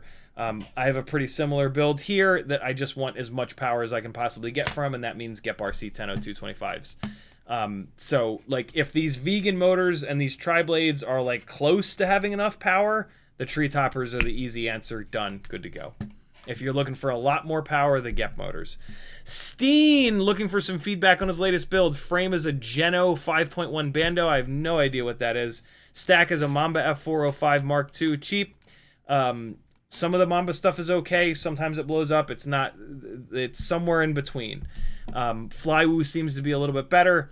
There's a lot of folks that are worse. The Mamba stuff seems to be like kind of good enough for most uses. Motors are Axis 1860 kV. Not sure what size they are. Maybe I'll be able to see in the picture. Props, don't care. It's for bando flying. Care a little bit because there are some propellers that are a lot more durable than others, and so pay attention to props. Try to find ones that are durable for bando flying. It's going to make a difference. Receiver is from AliExpress. Don't know what that is. VTX is TX800. Not sure what that is, but I'm actually intrigued. TX800 VTX. What the hell is that? Speedy B? Cool. Ah, nice. That's probably a really good VTX, actually. And then antenna, Foxeer Cherry, good choice. Camera, Caddx Ratel 2. I've heard really good things about it. I see a 0.5 on the motor here. So that leads me to believe it's probably a 2306.5. That's a motor that's going to make all kinds of power. Really cool color scheme. I love the I call this Tiffany blue. If you look up the fashion company Tiffany, you'll see that they have a color that's like trademarked for them that's very similar to this. There's a lot of TPU on this build. A lot of TPU on this build. I'm in the camp of run as little TPU as possible. And then it'll be lighter. It'll fly for longer. It'll fly more accurately. And so, yeah, I would slim down. This is probably all up. It's definitely over 700 grams. I wouldn't be surprised if this is like 750, maybe even knocking on the door of 800 grams all up. It's going to depend on the battery. In my opinion, that's way too much. I like to be as close to 600 all up as I can be. It looks like this is set up for that lightweight DJI action cam. I always forget the name, which will help with the weight for sure. But yeah, looks okay. I would slim this. I mean, you said it's for bando stuff too, and like bandos have a lot of like tiny little gaps and whatnot. And so when you're really heavy, like, yeah, okay, you've got a lot of protection on there, but like for me, I would rather hit the gap and not smash the wall next to it because the rig was too fat. And so yeah, when the rigs get really heavy, they don't want to turn, and like if you're not perfectly lined up, you're gonna have to turn. And so I would spend some effort trying to lighten this thing up. Like right off the rip, I would kill both of these rear arm guards because you typically don't hit the rear arms, you hit the front arms. I would look for front TPU arm protectors that aren't so tall because that extra tallness typically doesn't do anything. You want it to protect the carbon fiber, and then the motor is either going to hit or it's not. The propeller, with a tri-blade propeller, it's going to be the first thing that hits, and it's going to slow it down before the motor bangs up against stuff. So usually this extra TPU doesn't tend to do a whole hell of a lot. This chunk of TPU here on this front camera cage, again, usually you're not going to hit this camera cage. The front motors and arms are in front of the camera cage. The only time you're going to hit is if you send something right up the middle, which is pretty rare. So I would bail on this TPU here on the cage. I would also bail on this TPU here. Yeah, I get it. It's holding a capacitor, but you can usually just zip tie this capacitor to the bottom plate for like 2 or 3 or 4 less grams. And like, yeah, okay, 2-3 grams doesn't mean a lot. Well, when you can remove 2 grams here, 2 grams there, 3 grams here, 3 grams there, 2 grams here, 2 grams here, it adds up. Mazda calls it, they literally call it the gram theory. And Mazda has the lightest weight cars in the business because of this. If they can save 20 grams, they save 20 grams. And so, yeah, the gain, there tends to not be like a big chunk of weight that you can pull off. You have to focus on 2 grams here, 1 gram there, 3 grams here, 2 grams there. And you got to just do that as often as you can to pull the weight down. Are those battery leads? Are those battery leads 10 gauge? They look awful big, and there's something going on here. It's been repaired. Yeah, if this is a wire to wire solder, redo this. The battery lead failing is potentially a total loss, because you got no video, you got no beeper, you got nothing, and the rig becomes really hard to find at that point. I have learned the hard way more than once that you don't fuck with your battery lead. If the battery lead gets mangled, you pull the whole goddamn thing apart and you solder a fresh one to the ESC pads. If your battery lead has been on your quad for a long time, just replace it. Next time you have to pull that thing apart, replace the battery lead.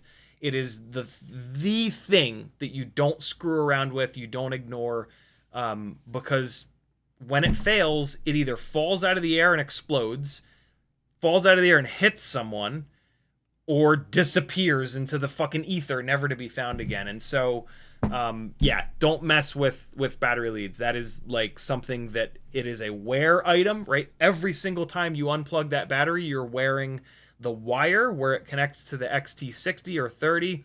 You're potentially wearing the connection point between the wire and the ESC if you don't have it strain relieved. And the pins themselves, like the pins themselves get old. But it's usually the connection point between the XT30, XT60 and the wire, and or the wire to the ESC pads. And so, yeah, any weirdness on a battery lead is just too sketchy. Also, you don't need this to be this thick. You don't need wire gauge this big. What you need is a max. At max. Yeah. And even that's pushing 14. You can get away with 14. The thing 14, even 16 sometimes, but 14 is the safe bet. What you can do is look at your batteries, and they probably have some of the racing batteries they'll ship 10 gauge on, but most of the time they're 14. Most of the time they're 12, and that is more than enough, especially for that short run that you're doing there. Indeed, it is. Clean build. This whatever this wrap stuff is, very cool looking. For a bando build, though, this is going to drive you insane, because you're going to get prop strikes on these wires, and then this wrap is going to like kind of cover up if it does actually cut through those wires. So yeah, when this wrap starts to get mangled, cut it off and don't run it again. One of the best things that you can do is going to be to run an arm LED or a race wire on the arms, so that your wires come off the ESC, you solder them up to basically a PCB, and then that runs the length of the arm, so your prop strikes happen on a PCB instead of on wires. And also, having that there, you have another set of solder pads here, and so you just cut your motor wires really short and you solder them directly up. It makes swapping motors a lot easier. You're going to go through a ton of motors bando bashing. And so, yeah, this is great to do on the first time you do the build and you take all your glamour shots before it gets demolished. But as you live with this, you're probably going to bail on this fancy looking kind of setup. Yeah, good work. I like that you've built this clean. It's not a rat's nest in here. You're holding stuff down with zip ties and electric tape. You're thinking about this stuff, and that's huge. So yeah, good work, dude. Eco says, I call it some bullshit with motors. Night vision camera, Axis Flying Owl Pro. Interesting.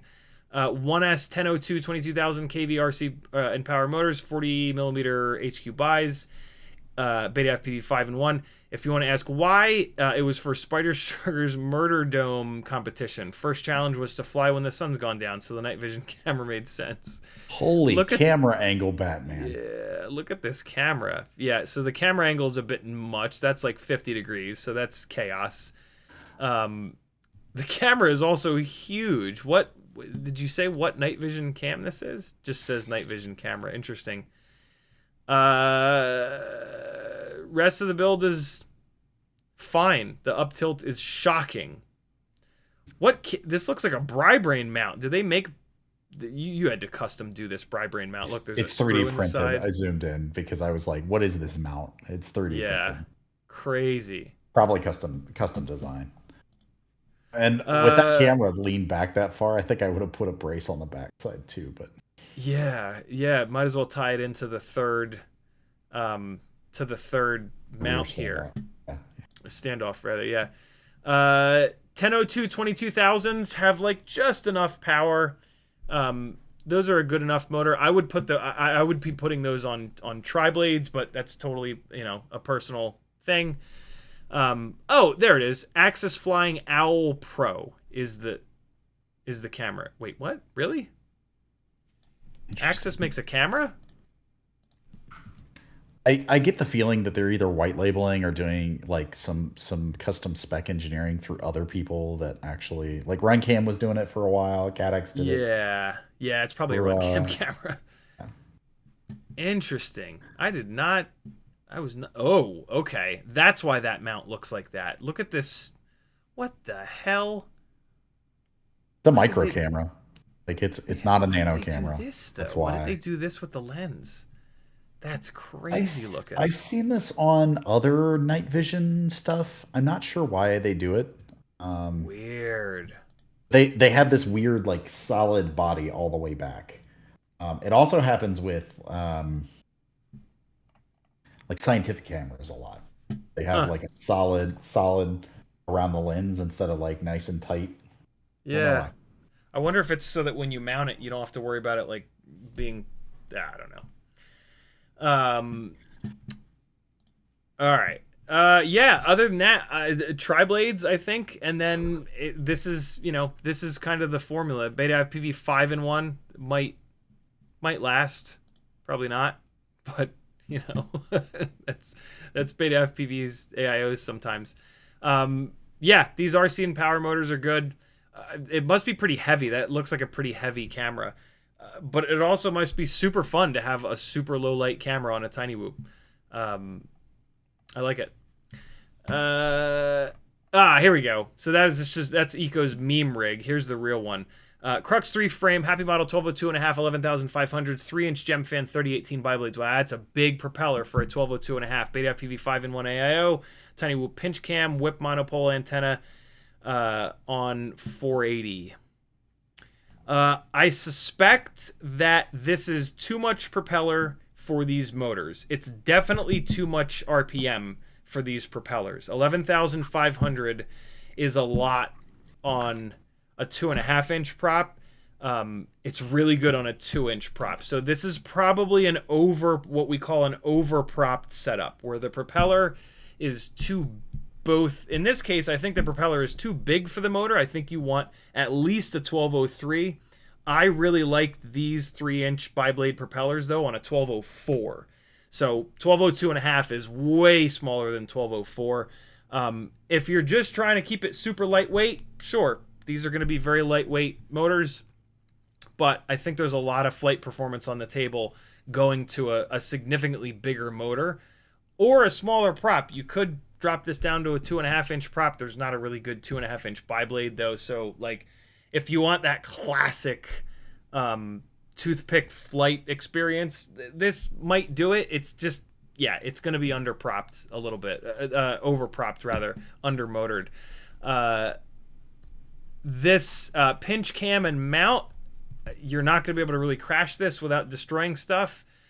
Toothpicks are typically not built to crash anyway, though, so I get it. We got some rubber bands, I'm assuming, to hold the battery going around the arms here. BT 2.0 on the 180. Yeah, I think that, and it looks like you're not doing motor screws. I don't blame you. You're already overpropped, so adding motor screw weight to the rotating assembly is going to really, on a rig like this, that will like really hurt the performance. So not surprised. Yeah, I would say get this up on a 1204. You can start using motor props and you can start crashing it. Although if you're going to start crashing it, you got to go with a more beefy canopy. But yeah, I mean, on a 3-inch frame like this, you could make this thing boogie with a set of 1204s or 1303s, and then you won't care about the camera and canopy needing to be lightweight. You can put a big beefy molded canopy on there, get some protection, and away you go. That's how I would personally build it. But if you like the way that it flies like this, I'm sure it's that, you know, classic super lightweight mega propeller toothpick flight experience that plenty of people love, and there's nothing wrong with that. My favorite, hands down, my favorite. Yeah, nothing to add. It's perfect as it is. Every single DJI Potato should have a janky label on the side that says Tiny Whoop. I absolutely love it.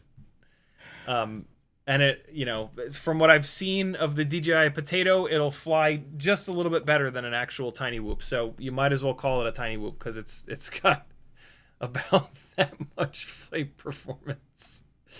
Let me really quickly hit chat to make sure that that I'm not completely ignoring everyone. Capital C says, I know my local electric company is hiring pilots to do inspections of high tension power lines. I think I might have already read that one. Yeah. Okay, I'm too far back here. I think you're at 1110. Drew Markwith at Ciotti running that Cam Bam on 3S. Nice. Okay. Yeah, we figured that out eventually. Cool. Cole says, other way around, 8K, 8,000 kV on 3S equals 12,000 kV on 2S. Thank you. Yep. Tom Ride says, what's a good analog VTX for micros, whoops to 2-inch? You know, I don't know. I have not. I've been living in a world of HD VTXs and onboard VTXs on the AIO that I have no concept of what a good VTX, micro VTX is anymore. But there probably aren't many. And if you can get one from like Rush Tank or Speedy Bee or like any brand name that you've actually heard of before, it's probably going to be fine. Like analog VTXs have been made for the last 10 plus years. And they're probably all about the same nowadays. So yeah, if you can find one from any name that you recognize, it's probably only going to be 15 or 20 bucks anyway. Just snag it and away you go. Not many people are using external itty bitty VTXs anymore. So it's going to be tough to find anybody doing any kind of a review on them. You don't happen to know anything about that, do you, Kevin? I actually dove down this rabbit hole about a month ago, and I'm looking at Pyrotron right now. So the tiny VTXs that you would put on like a Tiny Whoop in the old days to get a better video signal, or just because you had an AIO that didn't have a video transmitter, like the Panda RC. That's a transmitter that's gone. Haven't been able to buy that for 2 years. Awesome. Nameless RC, the Nameless RC 400 watt milliwatt VTX, can't get that anymore. Foxy Repo Nano, can't find that anywhere in stock. Haven't been able to find it for forever. There's a Happy model, OVX words. Those can be difficult to come by, but you can still find them occasionally. Honestly, it's the TVS Unified Pro 32 Nano.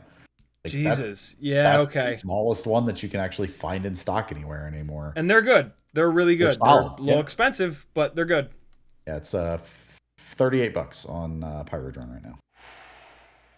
That's really expensive. Oh my god. Yeah, I mean, gone are the days of like the cheapest transmitter on here is a Sussex Whoop VTX for $17. Do not buy that transmitter. But then after that, it's literally $37 for Gep RC Rad Whoop, which I have no experience with. Haven't heard anybody. Yeah, and for that amount of money, you should get the TBS Pro 32. Yeah. If you can... That's frustrating. There used to be a really good eSheen micro VTX. I used to know it offhand, but it was like $18 or so, and it was just as good as the Pro 32 Nano. Yep. But yeah, gone forever. Striker says, unfortunately, the CO3 is just long The camera is right almost up to the carbon, little bit of margin. Got it. In reference to his front camera mount. Off Axis says, sending you some newer pilots to hopefully get their stuff working and build better. CiottiFPV, sorry, lol. It's all good. Thank you, dude. Capital C says Foxier Nano VTX. Yeah, the Foxier analog VTXs are great, but boy, are they hard to find. Boy, are they impossible to find.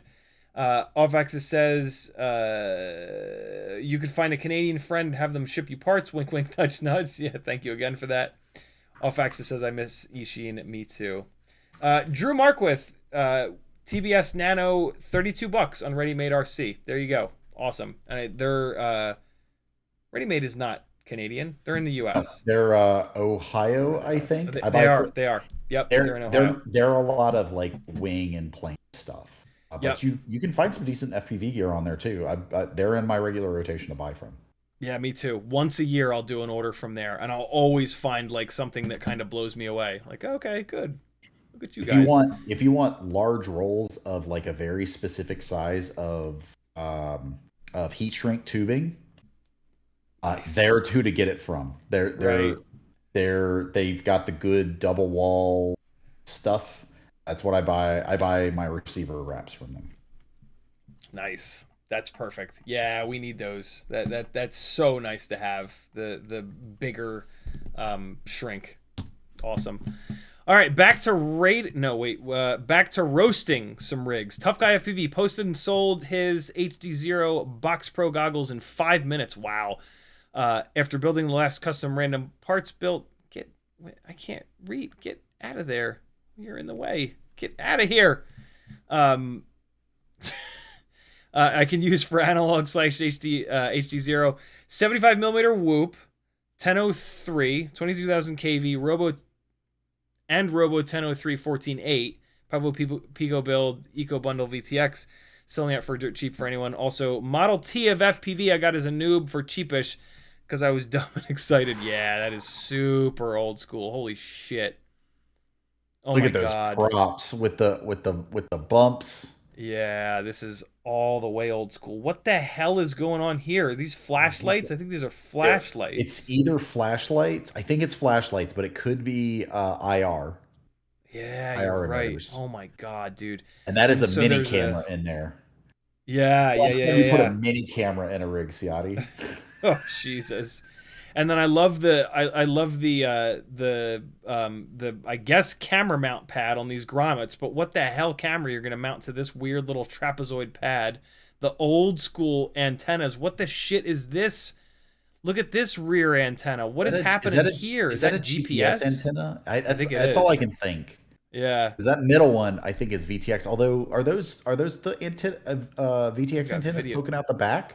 Maybe, right? Like crazy. These motors, this is like a 4 millimeter tall, 22 or 23 millimeter wide motor that like, this is back when nobody knew what the fuck they were doing. Like this is just a nightmare on so many levels. It's a miracle that these things flew. The flight firmware was so like, I'll bet you could put a very modern flight controller in this and brand new Betaflight and it would still barely fly because these motors aren't going to make any power. This frame is going to be a goddamn nightmare. You're going to have all kinds of shit wobbling around. This is like miracle that these old builds flew at all.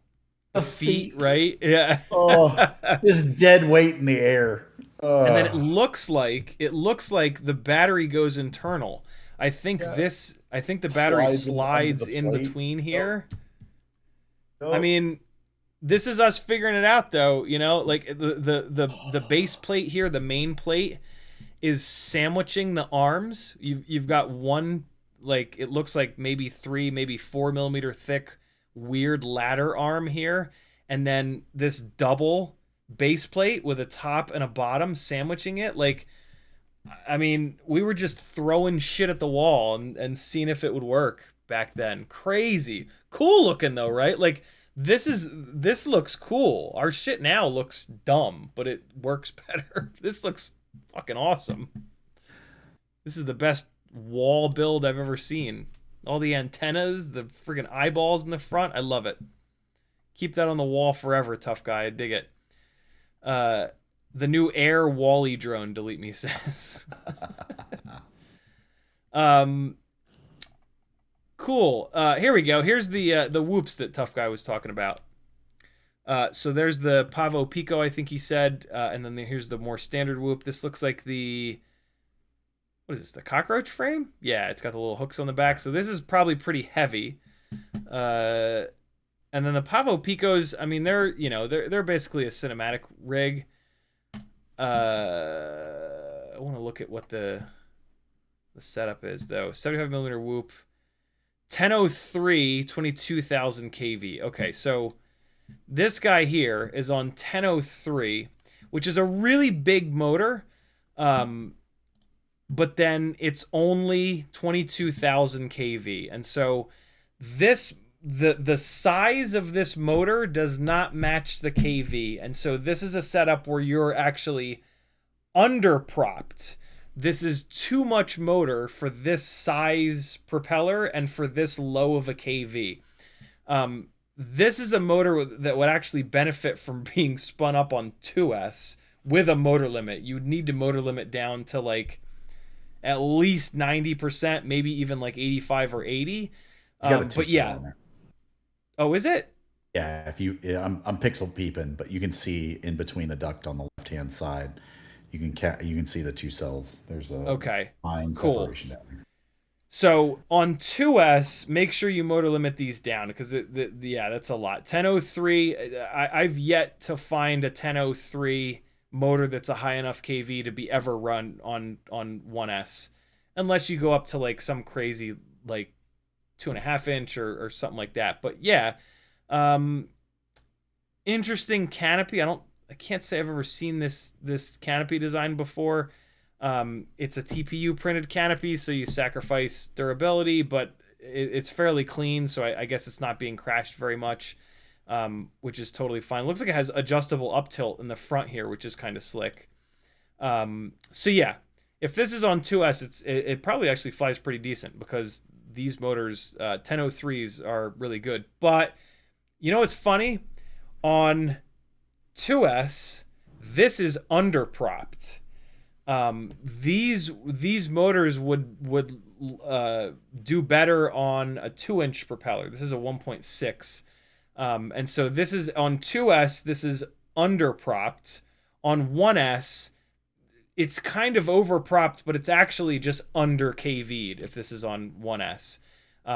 But yeah, look for a more. There's a.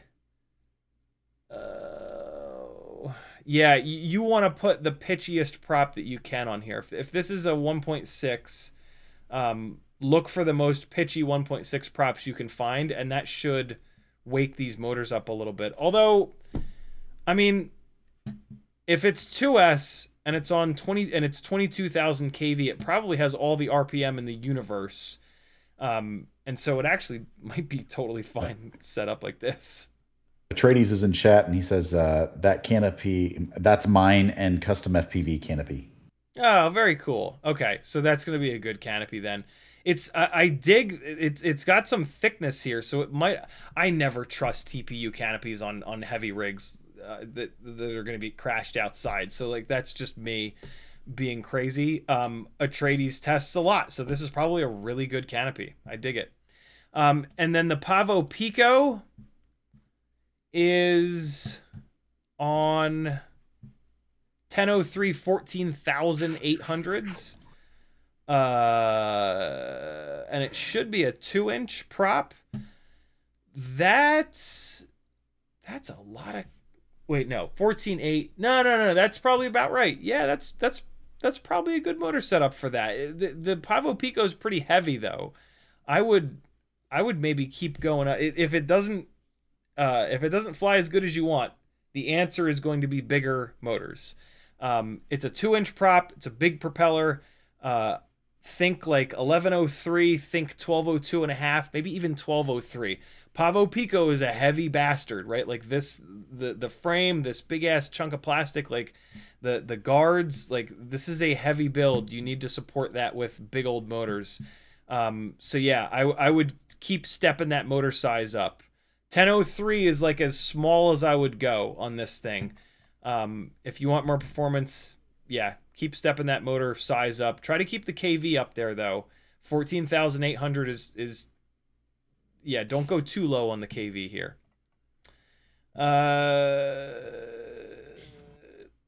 Tough Guy says Walkera. Okay, so that's the old school build is a Walkera Runner 250 Pro. Damn, flew at once, line of sight, landed hard.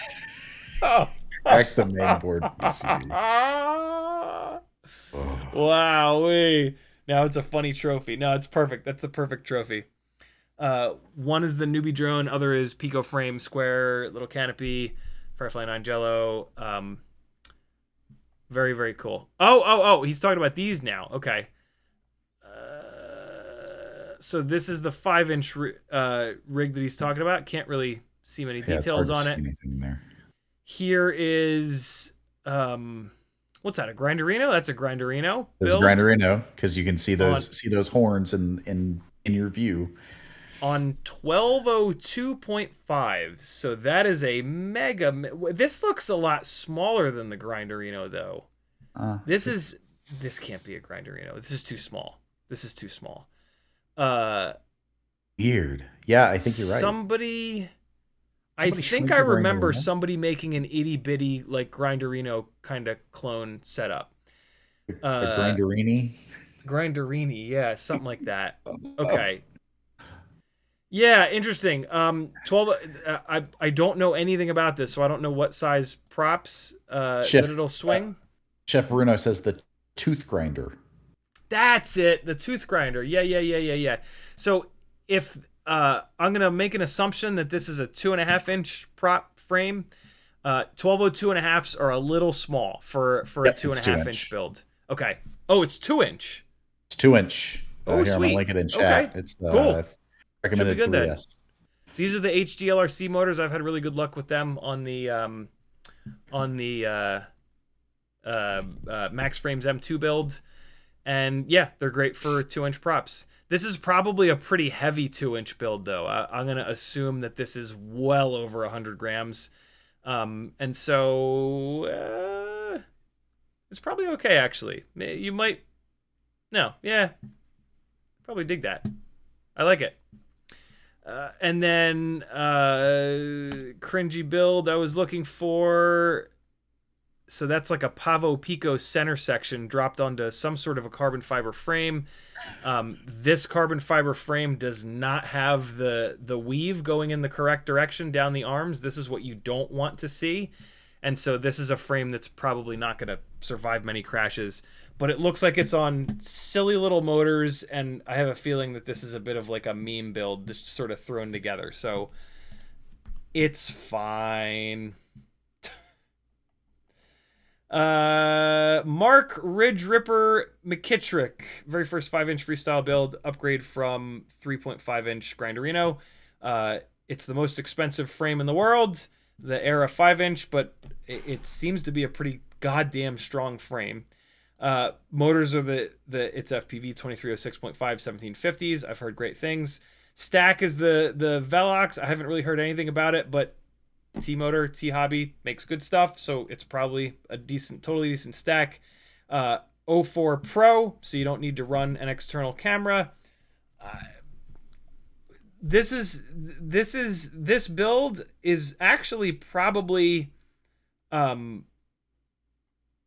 good home for that. Usually a 5-inch build with 04 Pro and no action camera doesn't make any sense because it ends up being too light. The 5-inch frames were developed with 100-gram action cameras in mind.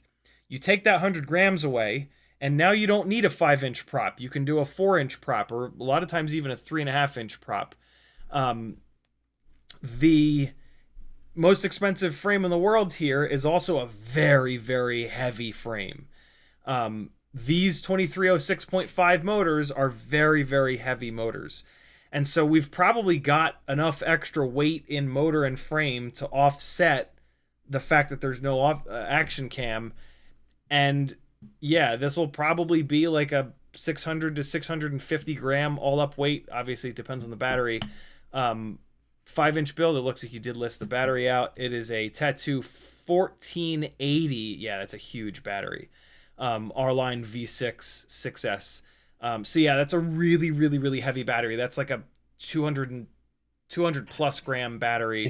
Aren't those V6s like particularly light for how big they are? The R-Lines are always light. Oh no, the V6s, I think they made another jump. I haven't Really? looked at them closely, yeah. But yeah, 1480 milliamps on a 6S, like that is no matter what going to be a giant battery. I would be pretty surprised if it's less than 200 grams. I'm curious what it actually is. I'm going to look. And then a Radiomaster diversity receiver. Yeah, great build. We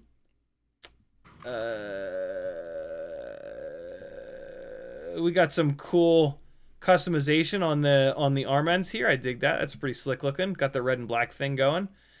This frame will never ever ever break on a setup like this without dragging around the action cam weight. These motors are apparently really really really good too. This is going to be a lot though. This is going to be hard to fly. These motors make just unbelievable power, and this thing is not like, these motors are designed for something that's like 800 grams. This build is not. And so the power to weight ratio of this setup is going to be bananas, and that's going to make it really difficult to fly. So like, you've got your work cut out for you on, yeah, being able to fly this in any proximity, in any way, shape, or form. So this is going to be a rig that like you tend to just like go in between two trees that are 20 feet apart and be like, oh, good, thank God I made it. This is going to be a build that's going to be really hard to get like 20 inches from leaves and stuff, because like when you move the throttle the tiniest little bit, it's going to skyrocket up into the air because it's got just such an unbelievable amount of power. And so this is going to be fun to just throw yourself up into the clouds, but like you do that 50, 100 times and it's not as fun as it once was. And so I wouldn't be surprised if you maybe end up stepping down the motors, going with like a low pitch prop. It looks like these are the, those gem fan props with the texturing on top, which are a pretty powerful propeller. So yeah, this will be fun for sure, but it's going to be tough to fly because we only have like an inch of throw on our throttle lever, throttle gimbal. And when you have this much power and not a ton of weight, it makes every tiny little movement change just hurtle the quad into the clouds. That 1486S is Yep. 220 grams. Okay. Yeah, that's a heavy battery. For some perspective, the batteries that I fly on my 5-inch rigs are 160. They're V1 Tattoo R-Line 6S 1050s. And they're 160 grams. And so, yeah, 220 is actually not bad for a battery that's that big. Another thing that... Go ahead, Kevin. On this rig, you look at the pic with the antennas. Something that a lot of people don't really know is that TPU is not RF transparent. So these big sleeves, yeah. It's not a huge knock off of the signal, but it is some. So yeah, I never run setups like this. I always just support the antenna from the stick, which eventually the antenna breaks, which is kind of annoying. Like the whole point of its Ken setup is that it just never breaks. And so like I get it. And it's having the antennas pulled up into this position is actually kind of brilliant because they're going to be totally protected by the battery. And so like this is absolutely like bash the living shit out of them setup. Yeah. Having anything around the outside of the antenna is going to make it not work as good. It's on 04 Pro, which has like damn near infinite range. So like what a perfect kind of thing to do that on. But if for some reason you wanted to push a bunch of range with this rig, the first thing you would want to do is let the antenna, the head of the antenna breathe. Also, you would want to put it in the back up as high as possible. This is actually not that bad of an antenna orientation because, like, no matter what, you're going to have one antenna, but ideally you want to have both. Ideally, you want to be able to see both antennas all the time. And, like, these are right next to the battery, and the RF is never going to punch through that lithium polymer. So at any given time, like when this thing is sideways, it is a single antenna setup. It's fine. 04 on one antenna is better than like anything else.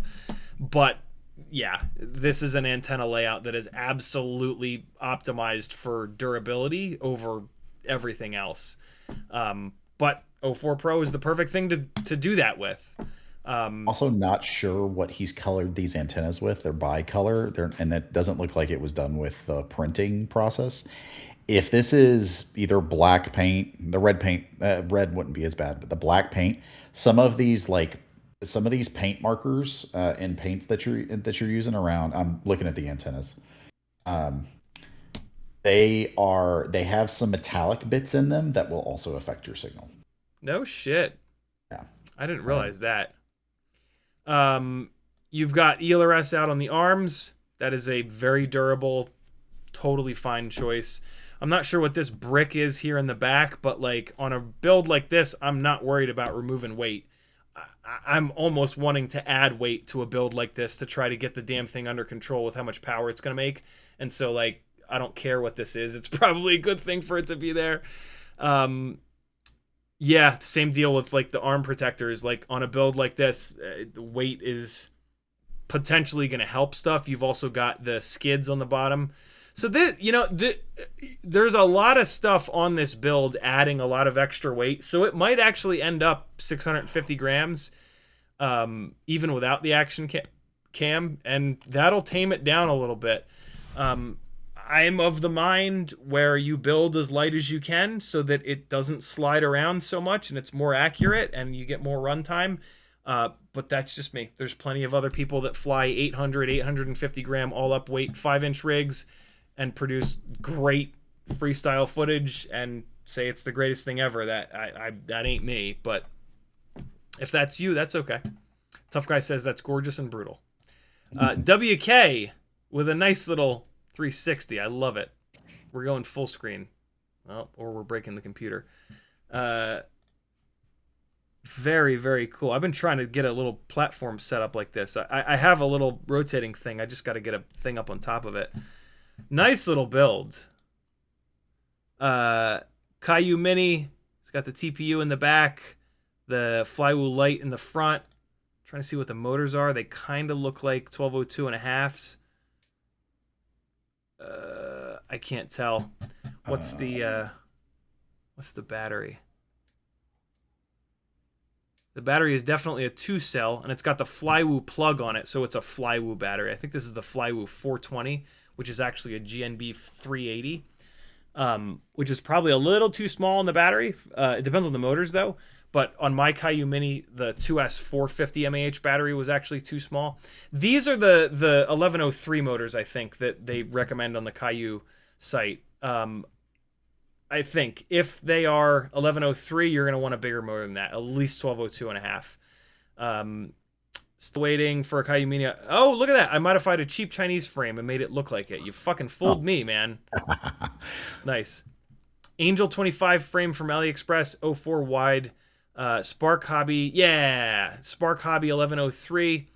JHE MCU 20 amp AIO. Nice. GemFan 2520. Fine. Yeah, those motors are a little too small, and they don't have a 2mm motor shaft below the bell. So don't crash that thing hard on those motors. You will bend those motor shafts like right away.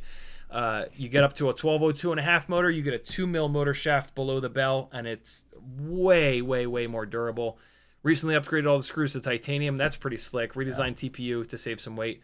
All up weight is 99 grams. That's light. That's light. Screw upgrade to titanium is expensive. Yeah, brutal. I actually don't like the way that these 2.5-inch prop builds fly less than 100 grams. But if you do, that's totally fine. Now we're talking BQE Ripsqueak V2. Just waiting for that bottom plate to break right the fucking half. Gonna be great. No, I haven't broken one of these yet. I haven't broken a bottom plate. I've broken arms. Really? Swing arms. Okay. Yep. 1404 4600s, brilliant motor. One of my favorites of all time. Flywoo Goku AIO, awesome.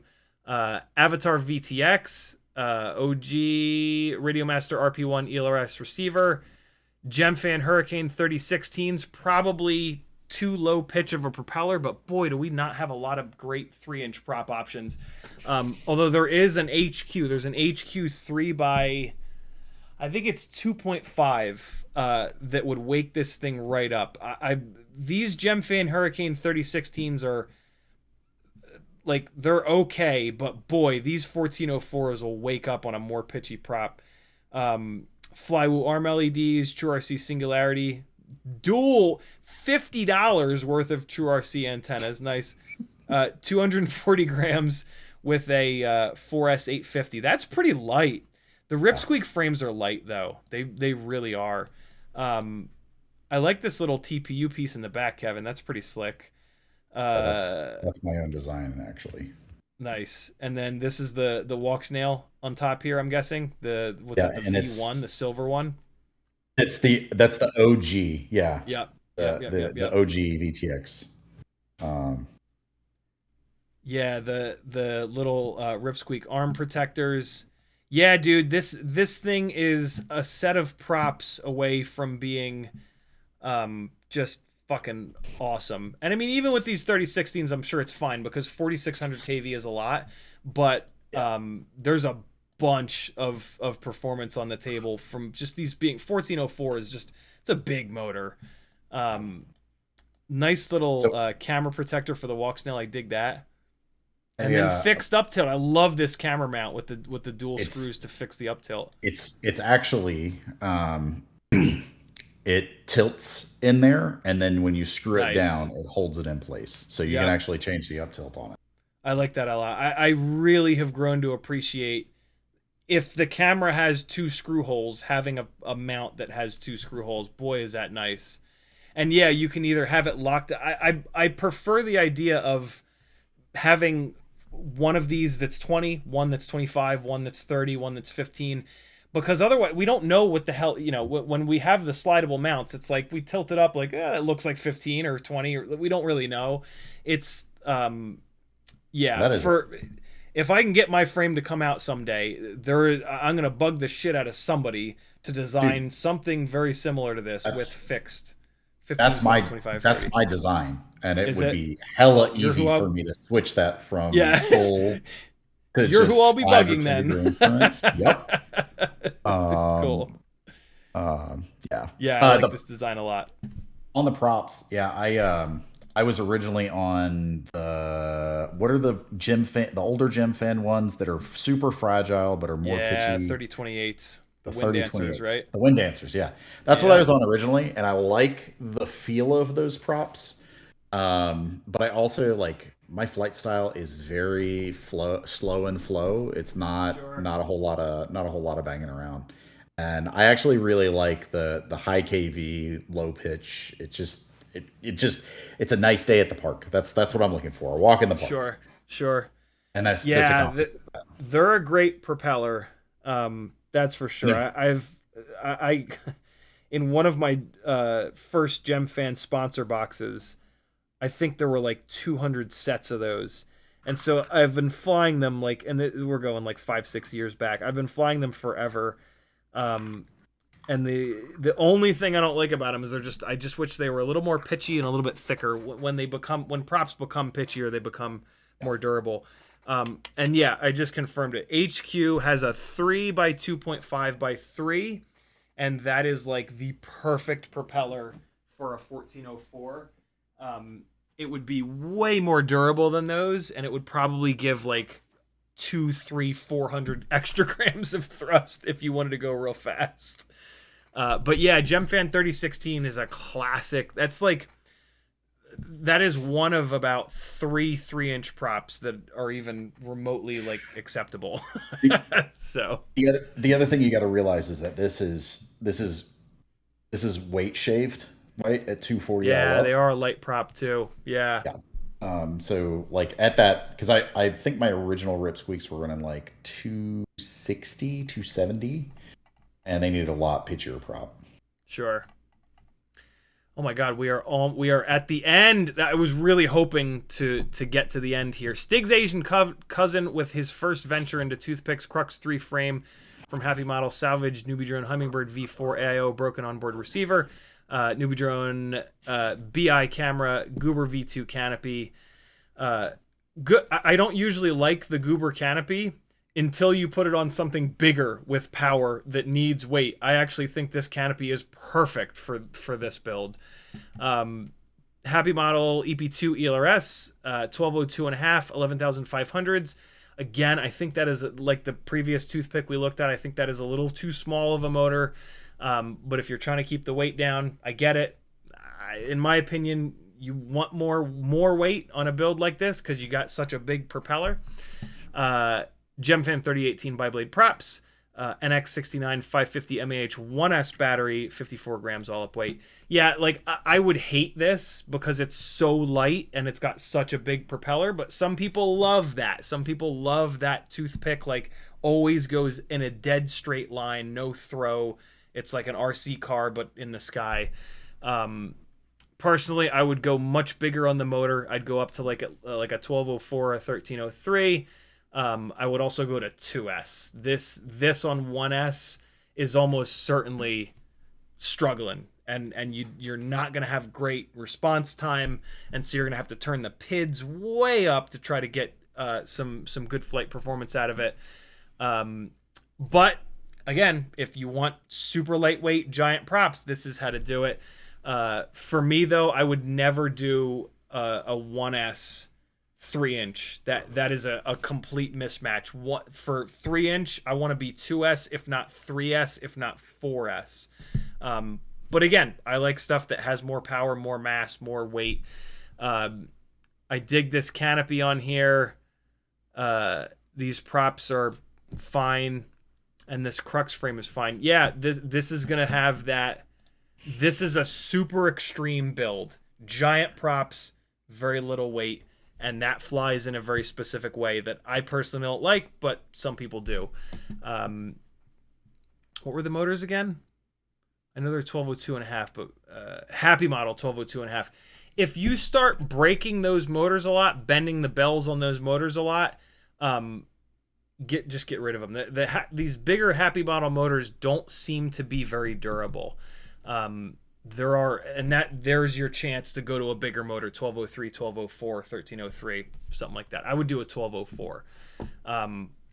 But then you need to go to 2S, and this AIO is not going to do that. And so, yeah, now you're changing the motors and the AIO, and that's more than half of the rig right there. And so, like, yeah, something like this, leave it together. You know what I would do? Actually, I would drop this down. I would put this onto like a 2-inch toothpick frame, to get some throw out of it, to get some momentum out of it.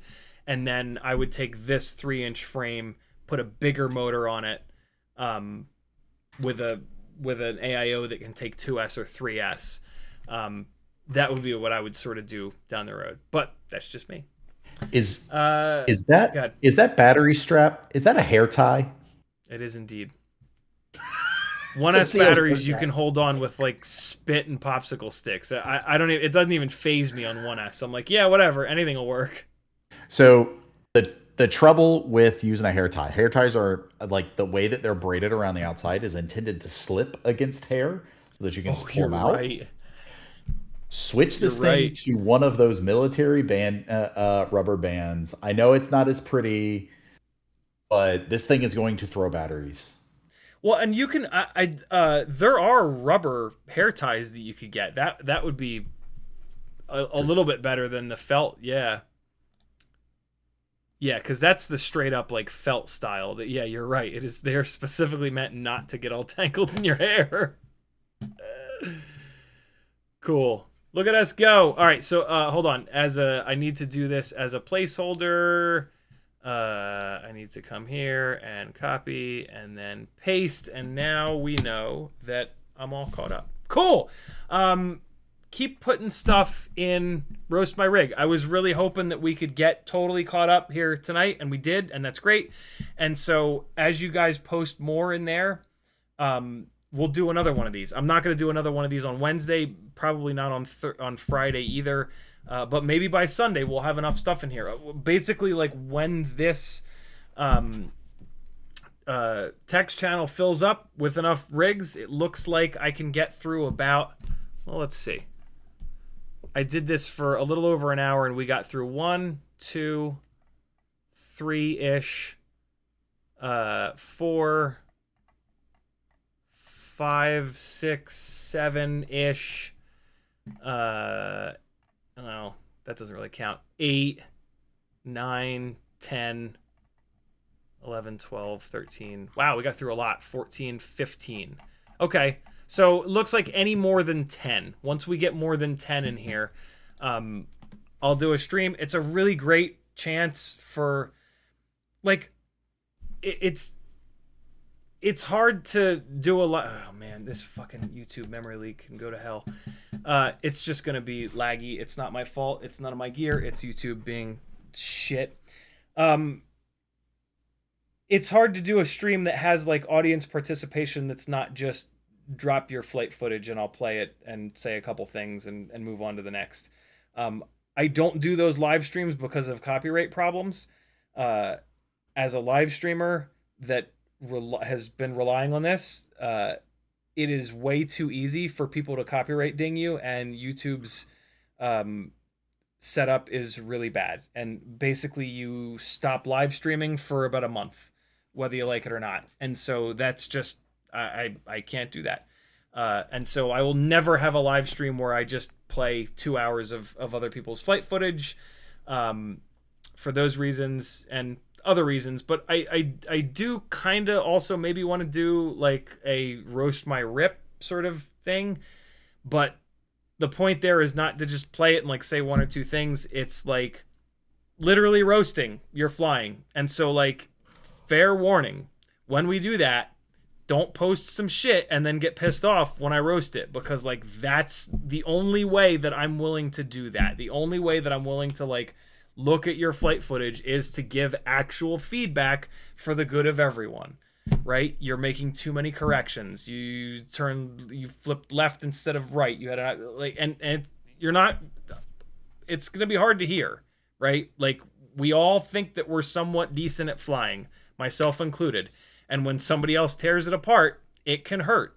And so that's kind of tough. I will do it, but like if you're going to post some shit in there, don't like expect it to, and I won't be like brutal. Like I'm not going to tell you to stop flying, but I'm going to give you a bunch of fucking feedback, because like that's the point. The point is for everybody to kind of learn. And so, yeah, we will do that at some point, but I like this roast my rig because it's cool to see your guys' builds. We're a build heavy community here. And so, yeah, throw your builds in there. Do exactly what you guys have been doing. Pictures, breakdowns of all the parts. And if you have any like durability feedback from any of the parts, if you've broken like a bunch of stuff, let us know. That's super valuable. Alfaxis says Mark McKittrick is Ridge Ripper. Very cool. Tom says, how do I submit a quad to roast my rig? Just the same way that everybody else is. Post a picture in there. It is in the Patreon only section of my Discord. These top groups of channels are open to anyone, and then this bottom group of text channels here are for patrons. So you got to give me $3 a month or 10 cents a day to get access to this second part of my Discord. But other than that, you just come in here, drop a picture, type a little description, and away you go. Chef Bruno says, how soon or recurring is this going to be? May get something built after the concert Wednesday. So cool. Talked about that just now. Ridge Ripper says, thanks for going through my rig. Lots of great advice. Love it. Jimmy the Cow says, now you got me wanting to submit a build to be roasted. I want to fix it. Very cool. Hey, somebody start submitting trash that I can actually roast. Unsurprisingly, the people that watch me, the guy that tells you how to build clean and you know, dives all the way deep into how to spec motors and props and all up weight out perfectly. Go figure. Like, most of these builds are pretty dialed. Of course, there have been a couple meme builds, and like, I'm gonna try to not just be mean for no reason, but like, feel free to submit like just awful shit that and yeah, tell me to like, because it would be funny to be like, what the fuck is wrong with you? But most of these seem like, you know, they're built with some care, and I'm not just gonna like lay into them for no reason. If I'm not gonna like flying it, like that 1S toothpick, I'm gonna tell you, don't be pissed about that, because we all have a very specific flight style, and it changes. You know, I flew stuff like that when I was 1, 2, 3 years into it, and then I got tired of it. I moved on to something else. So like, you know, when I give you guys feedback, a lot of that feedback is like what I want, and and you're all different people, and that's a good thing. And so yeah, don't take offense to any of this stuff. But they're like this toothpick, this is a super extreme rig, giant propellers, very low all up weight, and like, what tends to happen is you have that and you think it's great, and then like, it's only great for a little while. Like, I'm trying to think of the nicest way that I can say this, right? Like, when you build these really extreme rigs, sure, some people love those forever, but like, most of us only build those extreme rigs and then fly a few batteries on them, and then we end up in the middle, right? Like, there's a reason that most people fly similar stuff. It's because where we've landed in sort of the middle, that's what flies really good. It's got a good balance of like float to power to weight to throw to all the things. And so, yeah, keep that in mind. But you guys are doing great. The builds that have been submitted, a lot of them are gorgeous. Were you about to say something, Kevin? Yeah. So heard that Atreides a little bit ago wanted to know about a collab with you. I see it. You know, we were just, it would definitely be either 2 or 2.5. 3 I've got going. I would more want 2. But it's funny, we were actually just talking about this on yesterday's live stream. And I was actually thinking to myself, like, I would really only want to do that collab with you, brother. But it would more be 2-inch. I've got my 3-inch frame design, which I think is like good to go. I just have to find the time to dive into all that. There is not a perfect 2-inch frame at the moment. The new Max Frames M2 might be it, with the carbon fiber now oriented properly. So like, and like, if there's a frame that's close enough to perfect for me, I'm cool. I don't care to have my name on stuff like, this is mine, it's better. Like, no, if somebody makes one that's similar, like almost identical to what I would do as my perfect, like, done. Just everybody just buy that one. I don't want to be in the middle of that. But at the moment, we don't have a perfect 2-inch frame, so that's more where I would want to be. I think we're all caught up on chat. I can't tell because YouTube is destroying my computer. There we go. Cole FPV with the last comment on the live stream. Sorry, Kevin, to cut you off. I says, if you want to avoid copyright donk, you have to mute submitted video. Yep, which, watching people's flight edits muted, it's not fun, right? Like, it's just whopping around in a field or around a jungle gym or wherever. So, yeah. And then Cole FPV also says, have you added the Roast My Rip channel? Yep, I changed the news channel into Roast My Rip. But yeah, it's called Roast My Rip in the Patreon only section. Thanks for hanging out, friends. Kevin, you got any last minute thoughts? Oh man, we finished up the last round of Castle Crash planning tonight, and we are gonna be getting people signed up for the even bigger, nastier freestyle contest. It's gonna be coming probably in a week or so. I might actually enter it this year. Ooh, do it. Yeah. Just for funsies. But there you go. September 4th to 7th, friends. Be there or be square. And volunteer gets you in for free. Camping is free regardless of how you come. Come hang out. We got Surface RC FPV coming as well. Good luck's bringing that. It's gonna be a good time.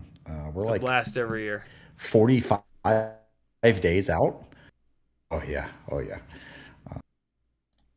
Awesome. Thank you and all the other guys for putting in so much work. Come thank them for putting in this work by attending the event, friends. Love doing it. Head on over to CiottiFPV.com to support me. Patreon helps the most, and you'll get access to the Roast My Rip and lots of other cool channels. I'll be back on Wednesday night, and we'll do some Tiny Whoop stuff. I put 6 batteries in the title of this live stream, and that forces you to fly. Fly, goddammit. I know you're feeling lazy, and it's past midnight on the East Coast, but fly, okay? Fly today. Fly every day. Be good, friends. Thanks for helping, Kevin. You're welcome, man. Here is this little guy whopping around the front yard again. Same as the as in the intro to the live stream. Thanks for hanging, friends. Be good. Love you. Bye.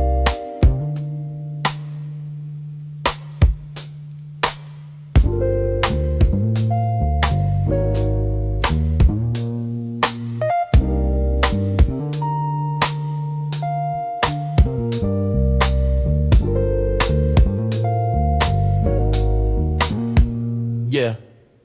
Out in the yard where the grass grows wild, CiottiFPV's goggles locked, grinning like a child. Teddy spaghetti's, fur flies, and jet wash dreams. Yeah.